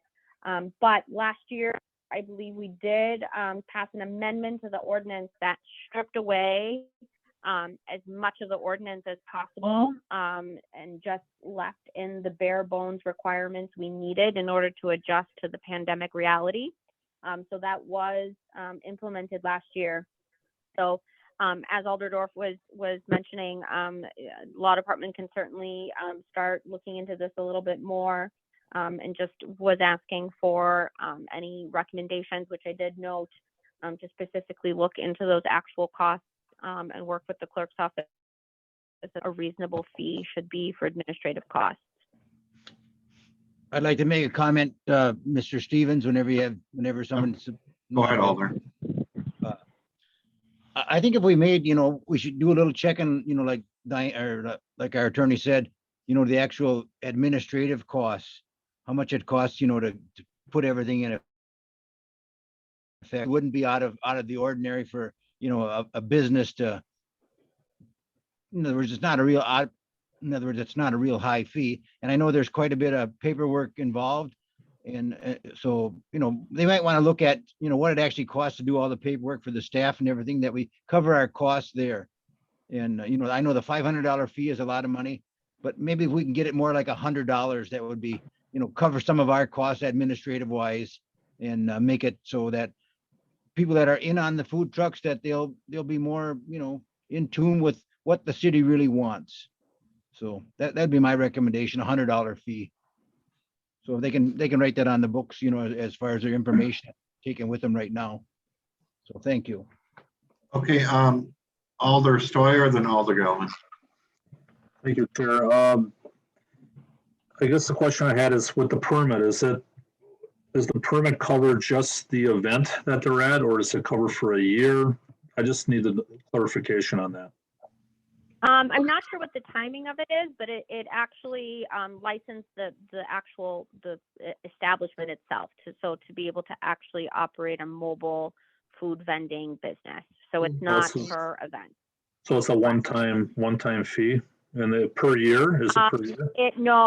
It does renew, I think, on a yearly basis. Okay, thank you. Mm-hmm. Alder Gelman. Thank you. And I guess this would be a question for Attorney Bunger. The fees that we're charging, are these one of those fees where we're only allowed to charge what it actually costs to administer the license? Yes. So typically any fees that, I don't want to say any and all, but typically when a municipality charges fees for a permit or a license, unless that fee or permit is established by statute, we do have to justify the amount of the fee so as not to be making a profit, but to essentially be recouping the cost maybe a smidgen above. So in order for it to be a defensible fee, it does have to accurately reflect what our administrative costs are. in that fee. So Okay. essentially that we are paying ourselves back for time and hours of staff and reviewing paperwork, uploading. Okay, so as I understand, it's the health department that's really licensing these trucks to be able to make and sell food out of it. Our interest is just to make sure that that they've got a valid driver's license, their vehicle is lawfully licensed. I would have, I'm not on the committee, but I don't think we can charge more than what it costs to actually do it. And that would be my suggestion to you, that your recommendation, if you're going to charge for a license, would be that just what it costs our staff to do it. Mhm. Thank you. Thank you. Alder LaFave? Yeah, No, Alder Gerlach. okay. Sorry. I just have a question because I listen to these things and I just get more confused. Alder Dorf and neighborhood associations wanting to bring in a food truck for an event, and I've experienced that too. So I thought you were saying that if the neighborhood association wanted to bring in a food truck, they would have to pay $500 for a license. But now I think what you're saying is a food truck or a company, food truck company owner, $500 per year to run a food truck. And then they can go wherever a neighborhood association or somebody wants them to go to do it. Okay, so that's a totally different picture. I just want to make sure I understand it. Thank you. You're welcome. Alder LaFave? So in last year, we reduced a lot of the fees, did we not? To help out businesses or different fees. Did we reduce this fee or no, it stayed, okay. And then we redid a lot of the ordinance so that it helped not just the food trucks, but it was the restaurants, isn't that right?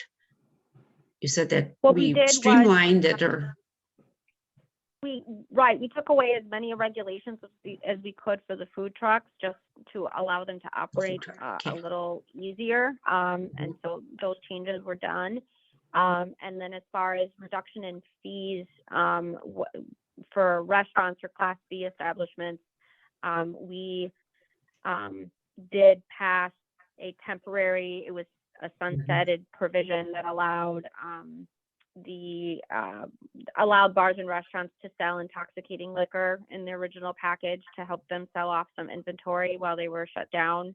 And then we also reduced the liquor license renewal fees down to their statutory minimums. Mhm. Right. So so the food trucks, the fee stayed the same. But now you're saying too, because we took a lot of the out the ordinance for these food trucks, then our time spent on it, you streamlined it quite a bit. So it shouldn't take that long for us, especially if we say, the Brown County has the health department, they'll do the main part. And then all we have to do is just make sure that the food trucks have the license from Brown County. It's just a checkup. So then we should be able to reduce that fee. I would think way down to even like the 25 or the 50. So maybe should make a motion that we would ask staff to look at the ordinance itself to make sure everything is okay on that, and then our fee. Would that be a proper We motion? would essentially, when looking and reducing the fee amount, staff essentially would be discussing with the clerk's office to actually look what the tasks look like and taking in and reviewing the application, if other departments need to be consulted, reviewed, and what all goes into the process of reviewing and approving the application, and then coming up with what an actual number of hours would be, and then translating that into a cost. That would be great. All right, okay, I have a question, or I guess clarification, Joanne. Mm-hmm. So Brown County Health Department already issues a permit for food trucks? For the purpose of vending food, so like effective to make sure that it's clean. Correct.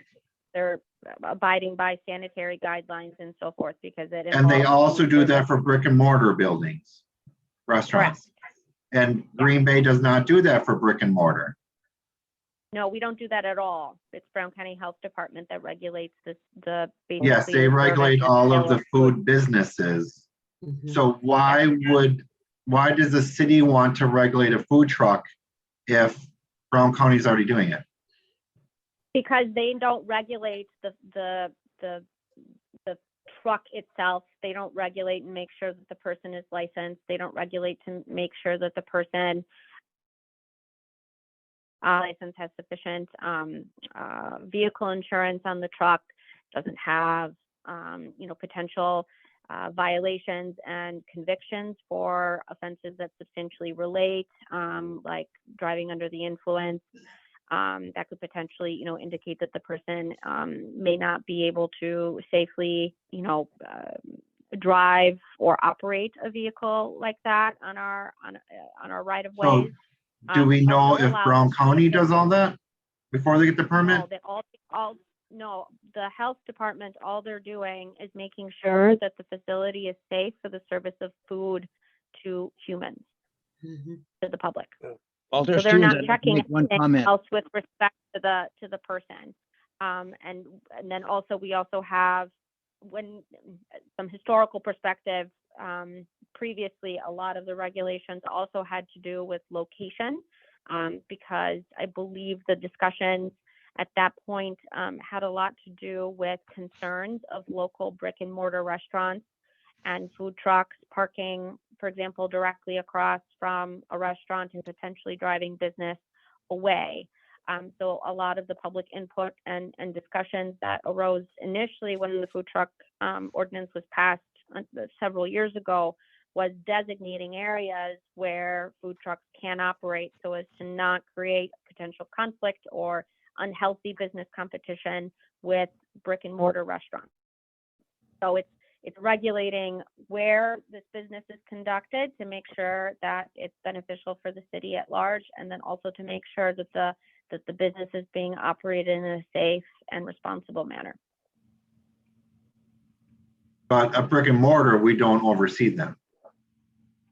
Not restaurants, but bars we do. Right, We oversee, right, which a lot of our restaurants have alcohol service in them. There aren't that many that don't. So the ones that do have alcohol, we're regulating the license and making sure that the person, that the Sure, building understood. is right. Okay. Okay, Alder Galvin, then Alder LaFave. Attorney Bungert, but do restaurants have to get a permit from the city to operate that business?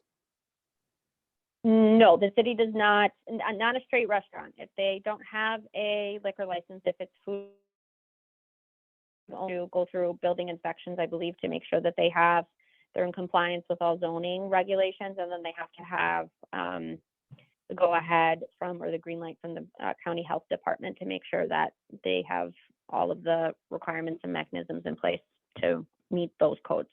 Okay. Craig, we had an individual that wanted to obtain a permit to sell ice cream out of a truck several years ago.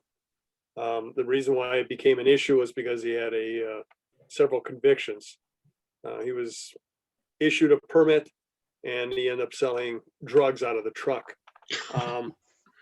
Anyway, but and I'm not saying that's what's going to happen here, but for that purpose, that's why the city has to know who's in these trucks, who's operating them.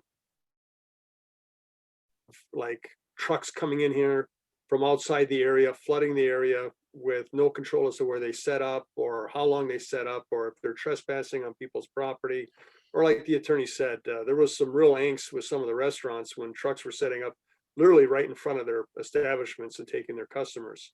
And you've got taxpayers, restaurant owners paying taxes for that property, and here their business is going away. And so there has to be a certain amount of regulation, but like I said before, I think the fee we should be charging should only be just what it costs to get them licensed and get them permitted and on the road and selling. Oh, I agree with you, or zero. Who was next? Alder LaFave or Mark Sawyer? Alder Vanderleest wanted to talk before. That's okay. I had something else to say. But Okay, I'll just make one quick comment. I think we need regulation on the food trucks. We don't want outside, venues coming in that aren't licensed, and this they can keep a tab on them. You know, it just makes for good sense. And as far as, you know, whatever the administrative cost is, we shouldn't lose any money on the paperwork that has to be done. And we should, you know, make it so that the city of Green Bay doesn't lose money, and whatever it costs for the administrative work to be done on licensing, that's what they should pay. Not anything less, not a reduced figure. These are businesses, and the businesses that are running, in other words, all the regulations that they have. So I think the food truck should be accountable as well. And I support the licensing of them, just as we've been talking about, as our attorney's been talking about, and the cost that whatever it incurs on the administrative part of it, that's what they should be paying. Thank you. All right, thank you. Alder Steuer, then Alder Dorf. Thank you, Chair. You know, I know this ordinance, we worked on that for a while, some years ago, and I agree with most of the comments made that, you know, they, you know, taking business from other restaurants and things on that order. So part of it, it sounds like it could be a combination of neighborhood associations where you'd have a food truck come in to probably a residential neighborhood. You have food truck days in different areas. You know, food trucks are here to stay. You know, I mean, that's part of society. Things are changing. You know, people like the concept of having food trucks around. So I think that we got to work around it or figure that out. I think making sure of the regulation, you know, or if there's any felonies or anything, misdemeanors, felonies, I should say, we need to look at that as well. My concern would be the location where these food trucks would be. So if that's part of the research, if we send this back to staff to look at, part of the research would be like, where can we locate these, you know, trucks in a reasonable manner? You know, there might be setbacks. You might have to be X amount of feet away from a commercial area, things on that order. And I thought the ordinance kind of talked about that already. So if we refer this back to staff, I would really like to have them look at the location of where these trucks would be and the time frame, that type of thing. Thank you. Thank you. Alder Dorf. I just wanted to say that this has been a healthy discussion. My intent was to get it referred to staff so that we could wait until Alder Johnson was here to have the healthy discussion. So we'll probably have to have this healthy discussion yet again. Please asking you if you guys would just mind voting on referring it to staff, and then we'll talk when staff comes back with something. Thank you. Sounds good. I'll entertain a motion. I'll make that motion, refer it to staff. A second? Second. All in favor? Aye. Aye. It was fun talking about it. Yes. And I'm sure Brian will watch the videos. Maybe. On YouTube. You ready, All Joy? right, item number 10. Yep. All right. Item Number 10, consideration with possible action on a request by Alder Galvin to re-examine the municipal fine for possession of marijuana. Alder Galvin. Thanks, folks. I'm not looking for a real deep discussion on this tonight. What I'm looking for is for staff to do a little work on adjusting the fines. And the reason I bring this up, I did have a constituent that reached out to me and asked me to put forward a communication to either not enforce or reduce the fine to like $1. I'm not in agreement with that. We had a discussion about it, but I did realize after reading several articles on fines and how they affect the people of a community that when I found out, I asked the police, got a fine, I think set at $500 plus costs. And I think that was reduced to that from a higher fine. I'm not sure. But when you figure in the cost, that's over $800. And I just want to, put it in perspective. If I'm making $15 an hour, that's what, 80, 120 bucks a day. You have an $800 fine. You're basically taking over a week's worth of wages from someone, and they pay the fine and everything. But in today's day and age, we know someone making $15 an hour is probably living paycheck to paycheck. And although the municipal judge has the right to reduce that fine if the person goes to court, a lot of people don't do that. They don't have the money, so they don't pay the fine. They end up with a warrant. They end up going to jail to pay the fine. The city pays a turnkey fee of close to $50 or more every day they're in jail. I mean, it's just the person loses their job, they have their license revoked, they can't get to work by car. And I'm just thinking that maybe we need to be a little bit more realistic when we're fining people. And if we can figure out a way, you know, average wage, something where we're not charging people or costing people such a large sum of their money. Sure, let's, you know, I mean, it's supposed to be a little bit of a punishment to get that ticket. And that's all it is. You can't go in jail or anything else for it. It's just it's a fine. The only way you go to jail is if you don't pay it and you end up with a warrant. But to hit someone with a ticket that's going to cost them up to 2 weeks worth of wages in some cases, to me is, I think, over the top. And we certainly can't expect the officers to fill out a form and find out how much the guy is making at the time or anything else like that. So I'm wondering if we could adjust our ordinance so that we come up with a fine that, say it's $60 for the first offense plus costs, something like that, to keep it within a reality that this person who's gotten a ticket and is found guilty has, and I know our judge also gives them time to pay it, but again, when you've got an $800 ticket hanging over your head, that's a long time to have it hanging there. So I'm just asking if staff can, if we can recommend to staff to look into this and try and come up with some options or ideas moving forward with this. Thank you. So, Alder Scannell, I thought we reduced this fine to like $50. No. Can you re-clarify that? So, Yep. It was like over 1,000 or something. We reduced it to 500. okay. And I'm all for sending this to staff to see if there's more we can do. The reason we settled on 500 was a couple reasons. One, you know, we wanted to get buy-in from the PD and from staff, and they felt that 500 was, they still need, for example, our city attorney wanted to have it at 500 so that he had wiggle room to negotiate with someone that they would then, instead of contesting it, which would then cost the city, would be more willing to plead guilty and for a reduced fine, you know, that the city would then lower it more or something, part of a negotiation tactic. And the PD at the time felt that, you know, going less than 500 was just too, I don't know, they didn't want to do it. All for, you know, if we can get, you know, I always looked at it as a first step. And if we're ready to take another step of reducing this even more, that's fine by me. If it's as long as we can get buy-in from PD and staff as to, you know, what's practical, what works for everybody. Super. All right, thank you for that clarification. So, I'd like to make a comment whenever you have the people ahead of me, go ahead. right, yeah, staff, but I also think we should also know how many fines were issued and how many of those were reduced by from, you know, the attorney's office. So, Alder Story had his hand raised. Briefly, thank you, Chair. I was going to ask Attorney Bungert.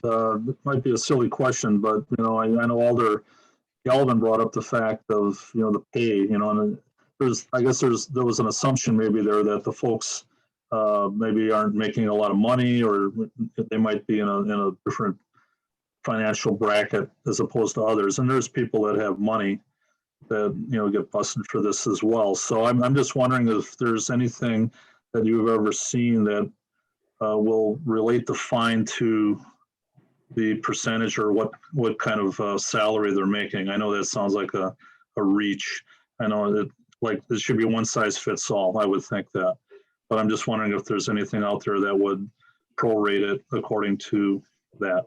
Am I correct? And you're nodding your head. Well, no, I do believe there are some, and I think maybe this is at the circuit court level, to file as an indigent person, someone who doesn't have any source of income, but I'm not entirely sure if that's an option at the municipal level. And as far as how many of these citations were reduced, I think we could possibly look into that to see what records we have within the last year as far as how many possession of THC citations there were, how many were contested, how many were negotiated down. However, the numbers are, I do have the actual numbers of what the bond amount was previously. So previously our max forfeiture amount was 1,000, so we reduced that to 500. But with cost, that was 1,321 down to 691 because there's the citation amount plus court costs for the ticket if they contest. So the bond amount that was set by the judge previously under the old $1,000 max forfeiture was $880. So the ticket was $650, or the ticket itself, the citation amount was $650 plus cost, a total of $880. Following the amendment of our ordinance, the bond amounts to $502. So that's a ticket of $3. That is what the police officer defers to, $350 plus cost. So it's a total of $502. So that's how that currently plays. Did we make a motion on this yet? I don't think so. I'd like to make a comment before I make any motions. Okay, I'm good. Alder Manderlees.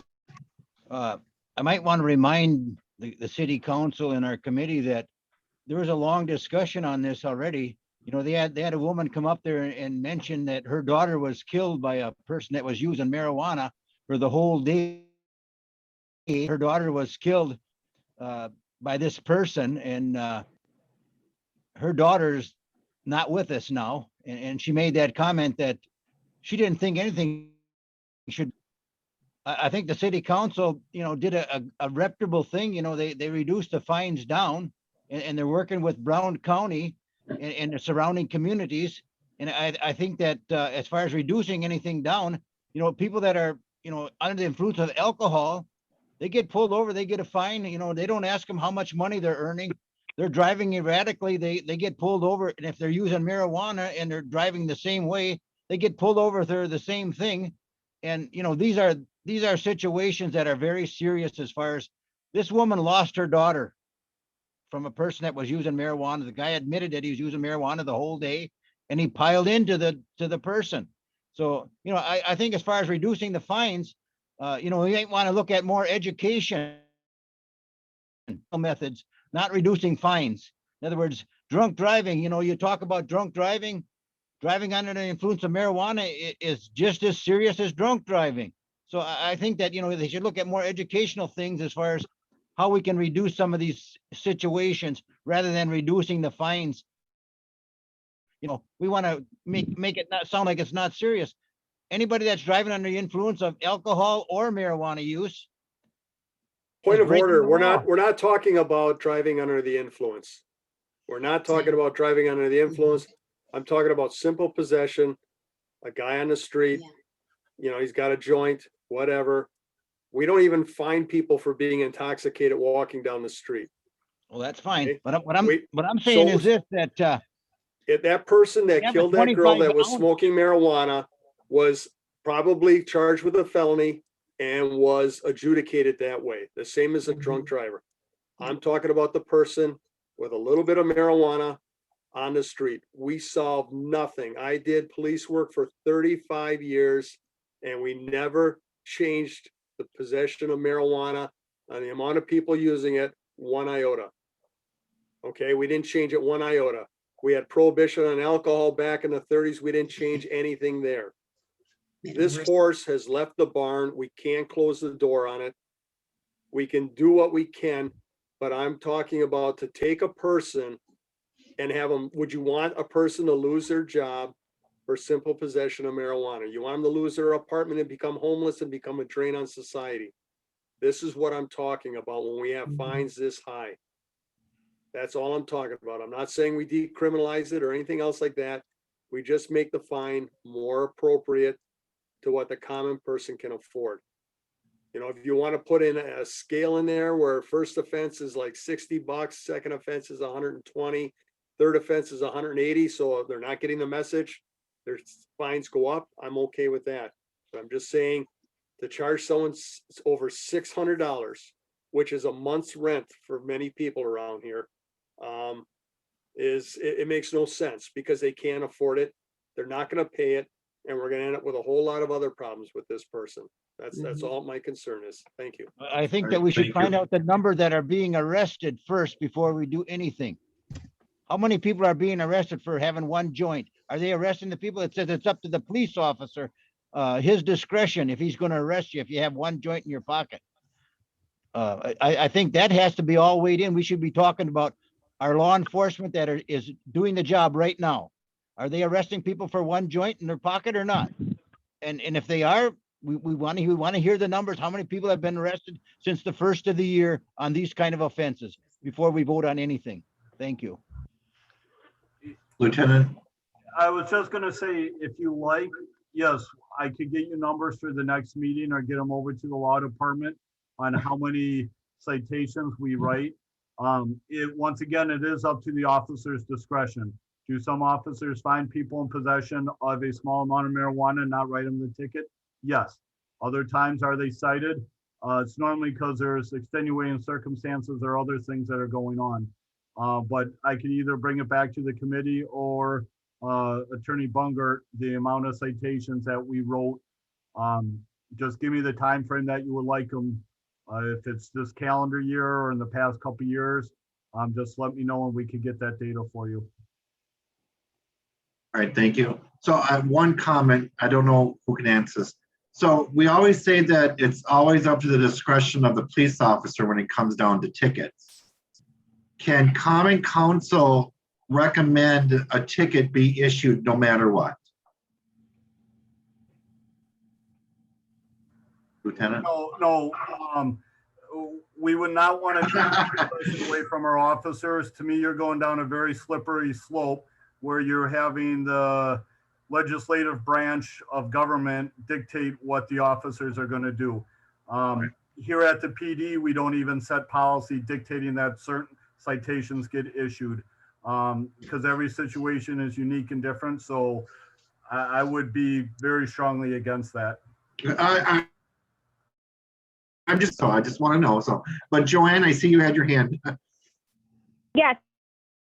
So Lieutenant Mahoney said that would be beyond the purview of the authority of the council. The council can set the ordinance, but they can't direct officers or the police department to act in a certain way or act in accordance to the direction of council.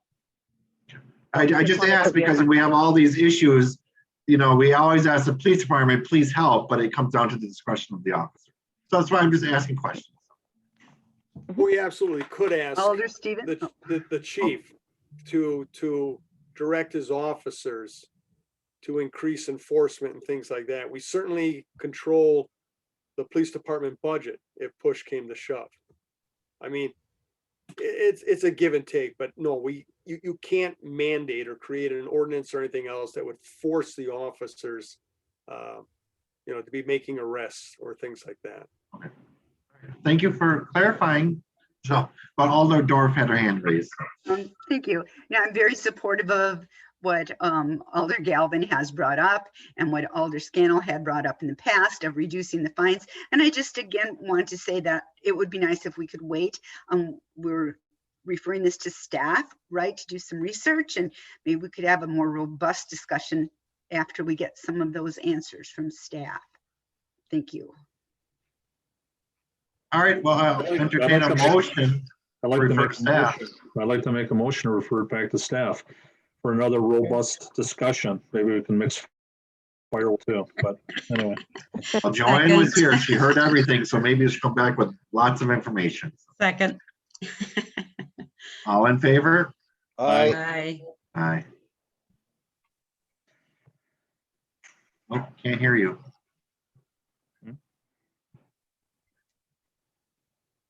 I was worried this was going to go up in smoke. Joanne, we can't hear you. She checked out. There's a time limit. Now, Yeah. can you hear me now? Yeah. Yes. Yes. Okay. So that was a motion by Alder Sawyer. Second by Alder LaFave. Okay. I'm sorry. My connection timed out and I did not hear. All right, so refer to staff. Okay. All right, on to item number 11. Consideration of possible action request by Alder Burnett to consider a refund of inspection fees for 2593 with Sumac, please. Chair? I understand that this needs to be held. Yeah, I talked to Alder Burnett today and he mentioned that there are some things that they're working out yet. So he wants to hold this to our next meeting. Second, I'll make that motion, right? And Second by Alder Vanderleest. yes. So do you want to do it for the first meeting in August or the second? Probably the second. August 23rd. Yeah, let's do that. All right. August 23rd. You okay with that, Alder Vanderleest? Yes, I am. All in favor? Aye.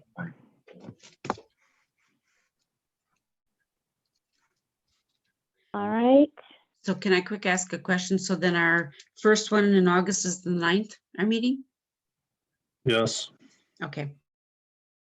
Thank you. All right, we are on to the informational items, liquor violation report. Lieutenant? We have no violations to report during this time frame.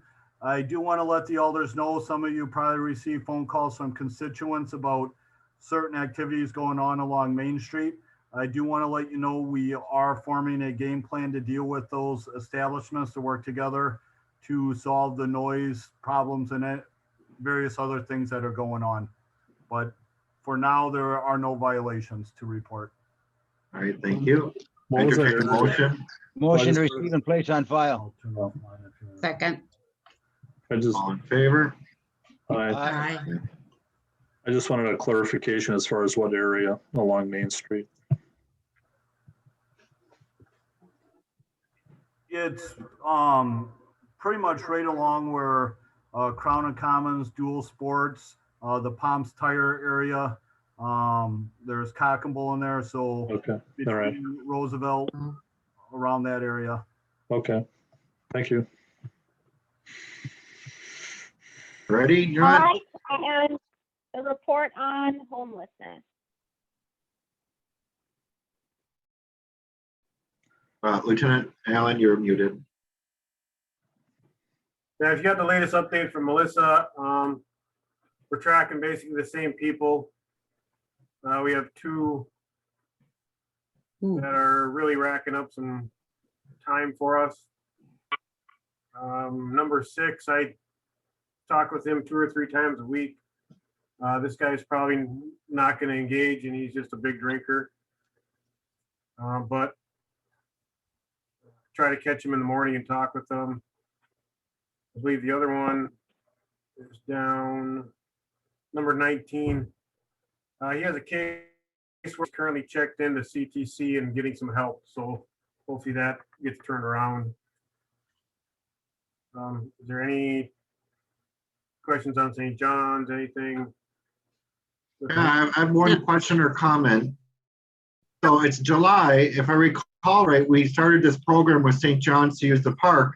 I thought we were supposed to get clarification on how it's going through with the church. Wasn't that supposed to come to us in July? Yeah. Did Elder Galvin or Alder LaFave bring that forward? I think that was at council. I know I had talked to Commander Warwick, James from Parks. We had talked about the calls, some of the calls that were there and the uptick in calls, which are basically being manufactured by the staff from Mike and St. John's. If they see a problem or they have an unwanted party at the park, they want to escort it out or keep the peace type thing. We've been over there for that. Alder LaFave? I didn't bring it forward, I don't believe, but yeah, we do want to hear from St. John's and see how they feel it's going. Okay. Okay, so I wasn't mistaken. I thought that was supposed to be here in July for us, so. Yeah, I'm not sure if that was July, but I know Commander Warwick. I had spoke with James, Commander Warwick, and I believe Will Peters from the city, and they were compiling and getting together that report for you. So, thank you, LaFave. So a question for the attorney. Do we need to put a communication forward requesting St. John's to come to the P&P? Or can we just say they should be here for our next meeting to discuss how that program is going? I believe, I'm not sure what department actually, entered into the relationship with St. John's, but then it would be for that department to just reach out to them and invite them. We don't have any authority to compel their attendance. We don't have any subpoena powers or anything like that. But when we approved this St. John's program, it was one of the clarifications that in July, we were supposed to get a report from them on how it's going.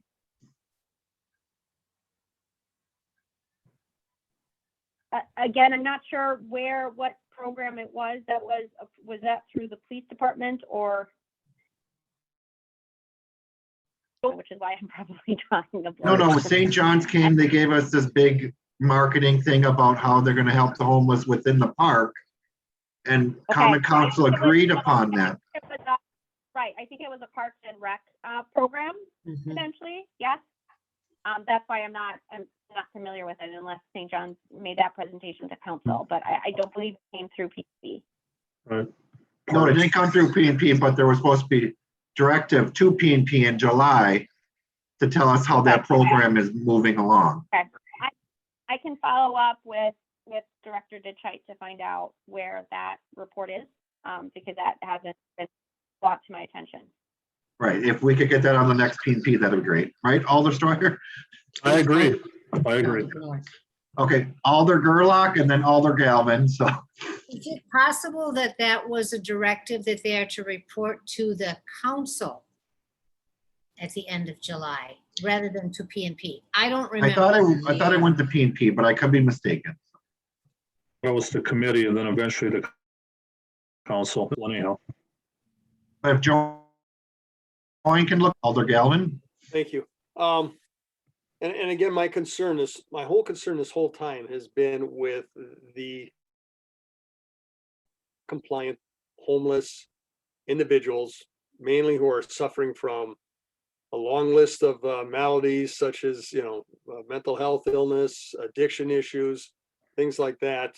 I did go out with Lieutenant Allen one morning and he visited 3 people.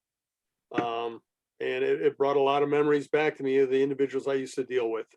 It just seems to me that there seems to be more of them, or at least they're more concentrated and focused where the services are.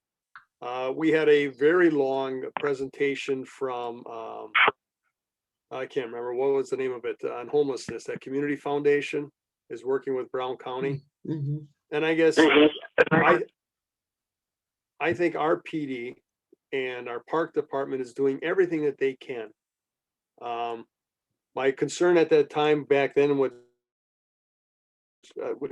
what is the county with Health and Human Services?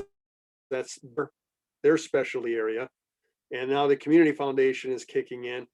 I guess I'd love to, if we could, instead of the broad thing we had, if we could get some information from them on what they plan on doing to help the city with these chronic non-compliant homeless people. Again, it's a small number, but they're the ones that everyone sees on the streets. I just forwarded some pictures to Lieutenant Allen from a constituent that has seen several instances of individuals sleeping in the parks on the ground, not just at St. John's, but other nearby parks. And, these people need help. And I'm just wondering what help can we expect from not only Brown County, but also from this housing coalition organization that has put itself together. Thank you. And Alan. Yeah, you got Captain Allen, you sent those pictures too, but they got to me. Okay. It's fine though. But yeah, so you sent me the picture of the gentleman in the red. And this is probably something just for consideration or just to put in the back of your head right now. The guy that was laying in the park that had the red sweatshirt on. Yeah. His name is Bernard. And I have just less than a handful of guys in his situation. He has like a temp agency, he works through Seek. And he works like a second shift or like a power shift like we did at the PD. Sure. He makes it back to St. John's at like 2 or 3 o'clock in the morning, gets a couple hours of sleep in there, and then he's booted out at 6 due to their conditional permit. They have to be out at a certain time. They can come in at 10 and then they're out there at 6 or 7. And then he goes over to the park and then gets his sleep and then does it all over again, goes back to work. I guess maybe something for consideration or just some food for thought that maybe that to adjust St. John's conditional permit for people like that they can verify that they are employed, they are moving forward, they're doing the right thing, that they can open up a room with say 5 to 8 beds in there and they can get their sleep and get to work and assist them in moving forward. Right. There are, as far as the unsheltered homeless, we are hovering right about 20 right now. And then Wednesday, I think about 11 at night or midnight, St. John's and a group are going out and doing what's called the pit count. And they're going to go out and see and find as many unsheltered homeless as they can to try and verify, hey, are we hovering around this 20, which we're pretty confident we're at that 20, or if we have more.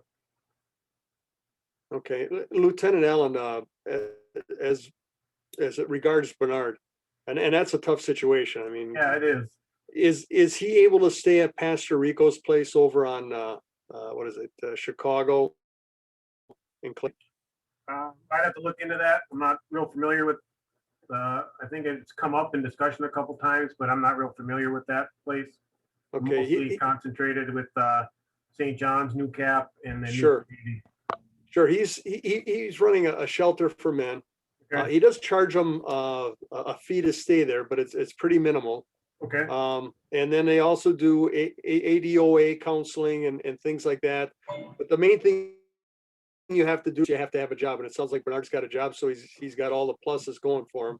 Yeah. And that might be a place in that he'd probably be better served there. Mm-hmm. But I do like your idea that if you do have some transitional people.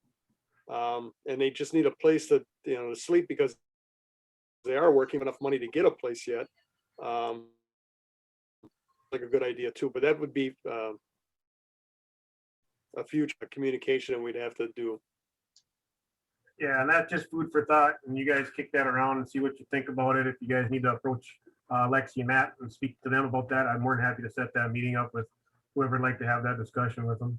Okay, thank you. Alder LaFave. Yeah, and I think some of the others, because the way they change the laws, like especially mental people, you can't commit them anymore. It's actually, some of it's for their own safety and everything, but we can't do that. So some of these people, we're going to have them, and there's nothing that you can really do if they're so resistant to any help. They're probably so far gone.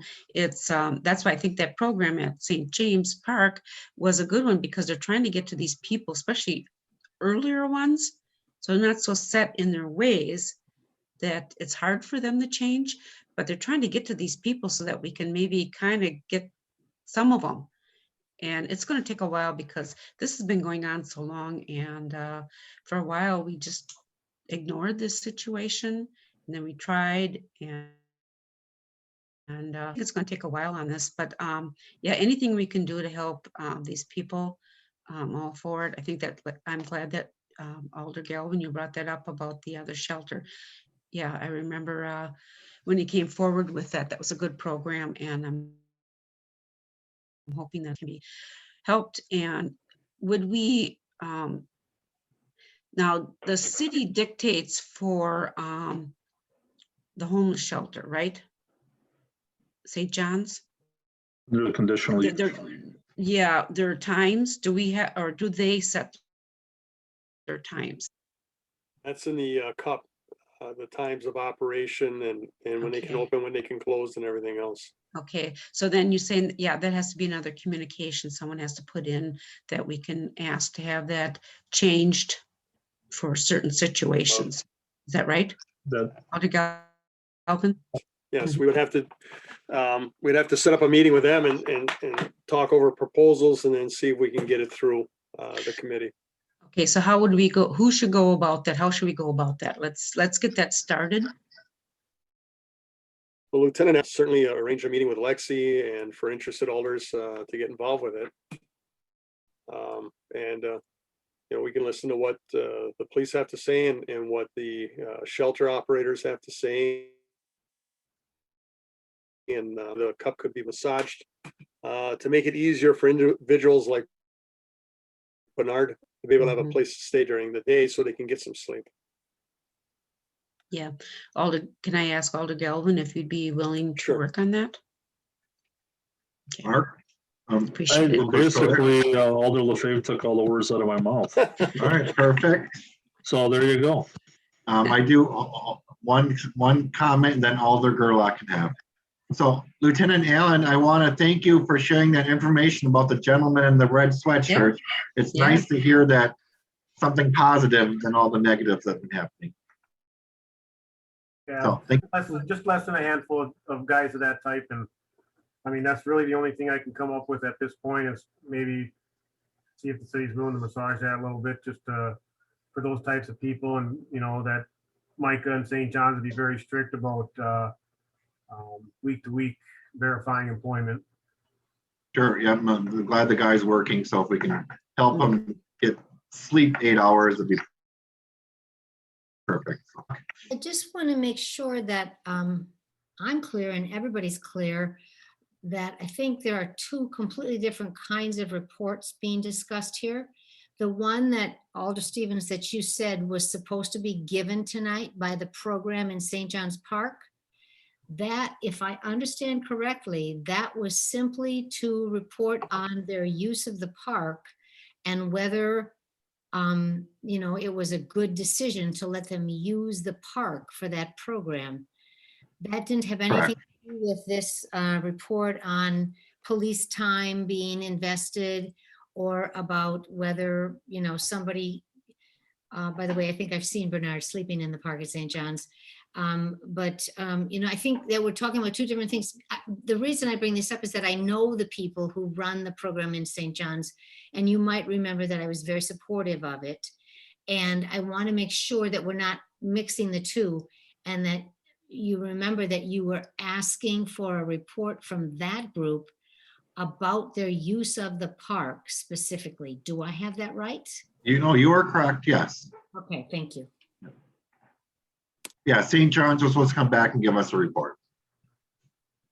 Any other questions? If not, I will entertain a motion to receive and place on file. Motion to receive and place on file. All second. All in favor? Aye. I'm sorry. Yep. I'm sorry.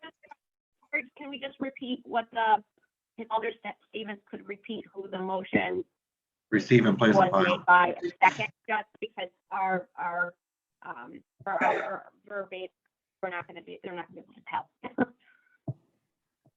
I did not understand a word she said. I'm sorry. Winston Stoyer. Repeat who the motion made, who made the motion and who seconded the motion for the record.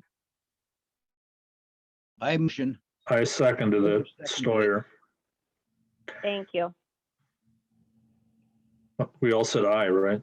Aye. Yes. All in favor? Aye. Aye. Aye. Well, thank you for All the right. conversations tonight. So I entertain a motion for adjournment. Motion to adjourn.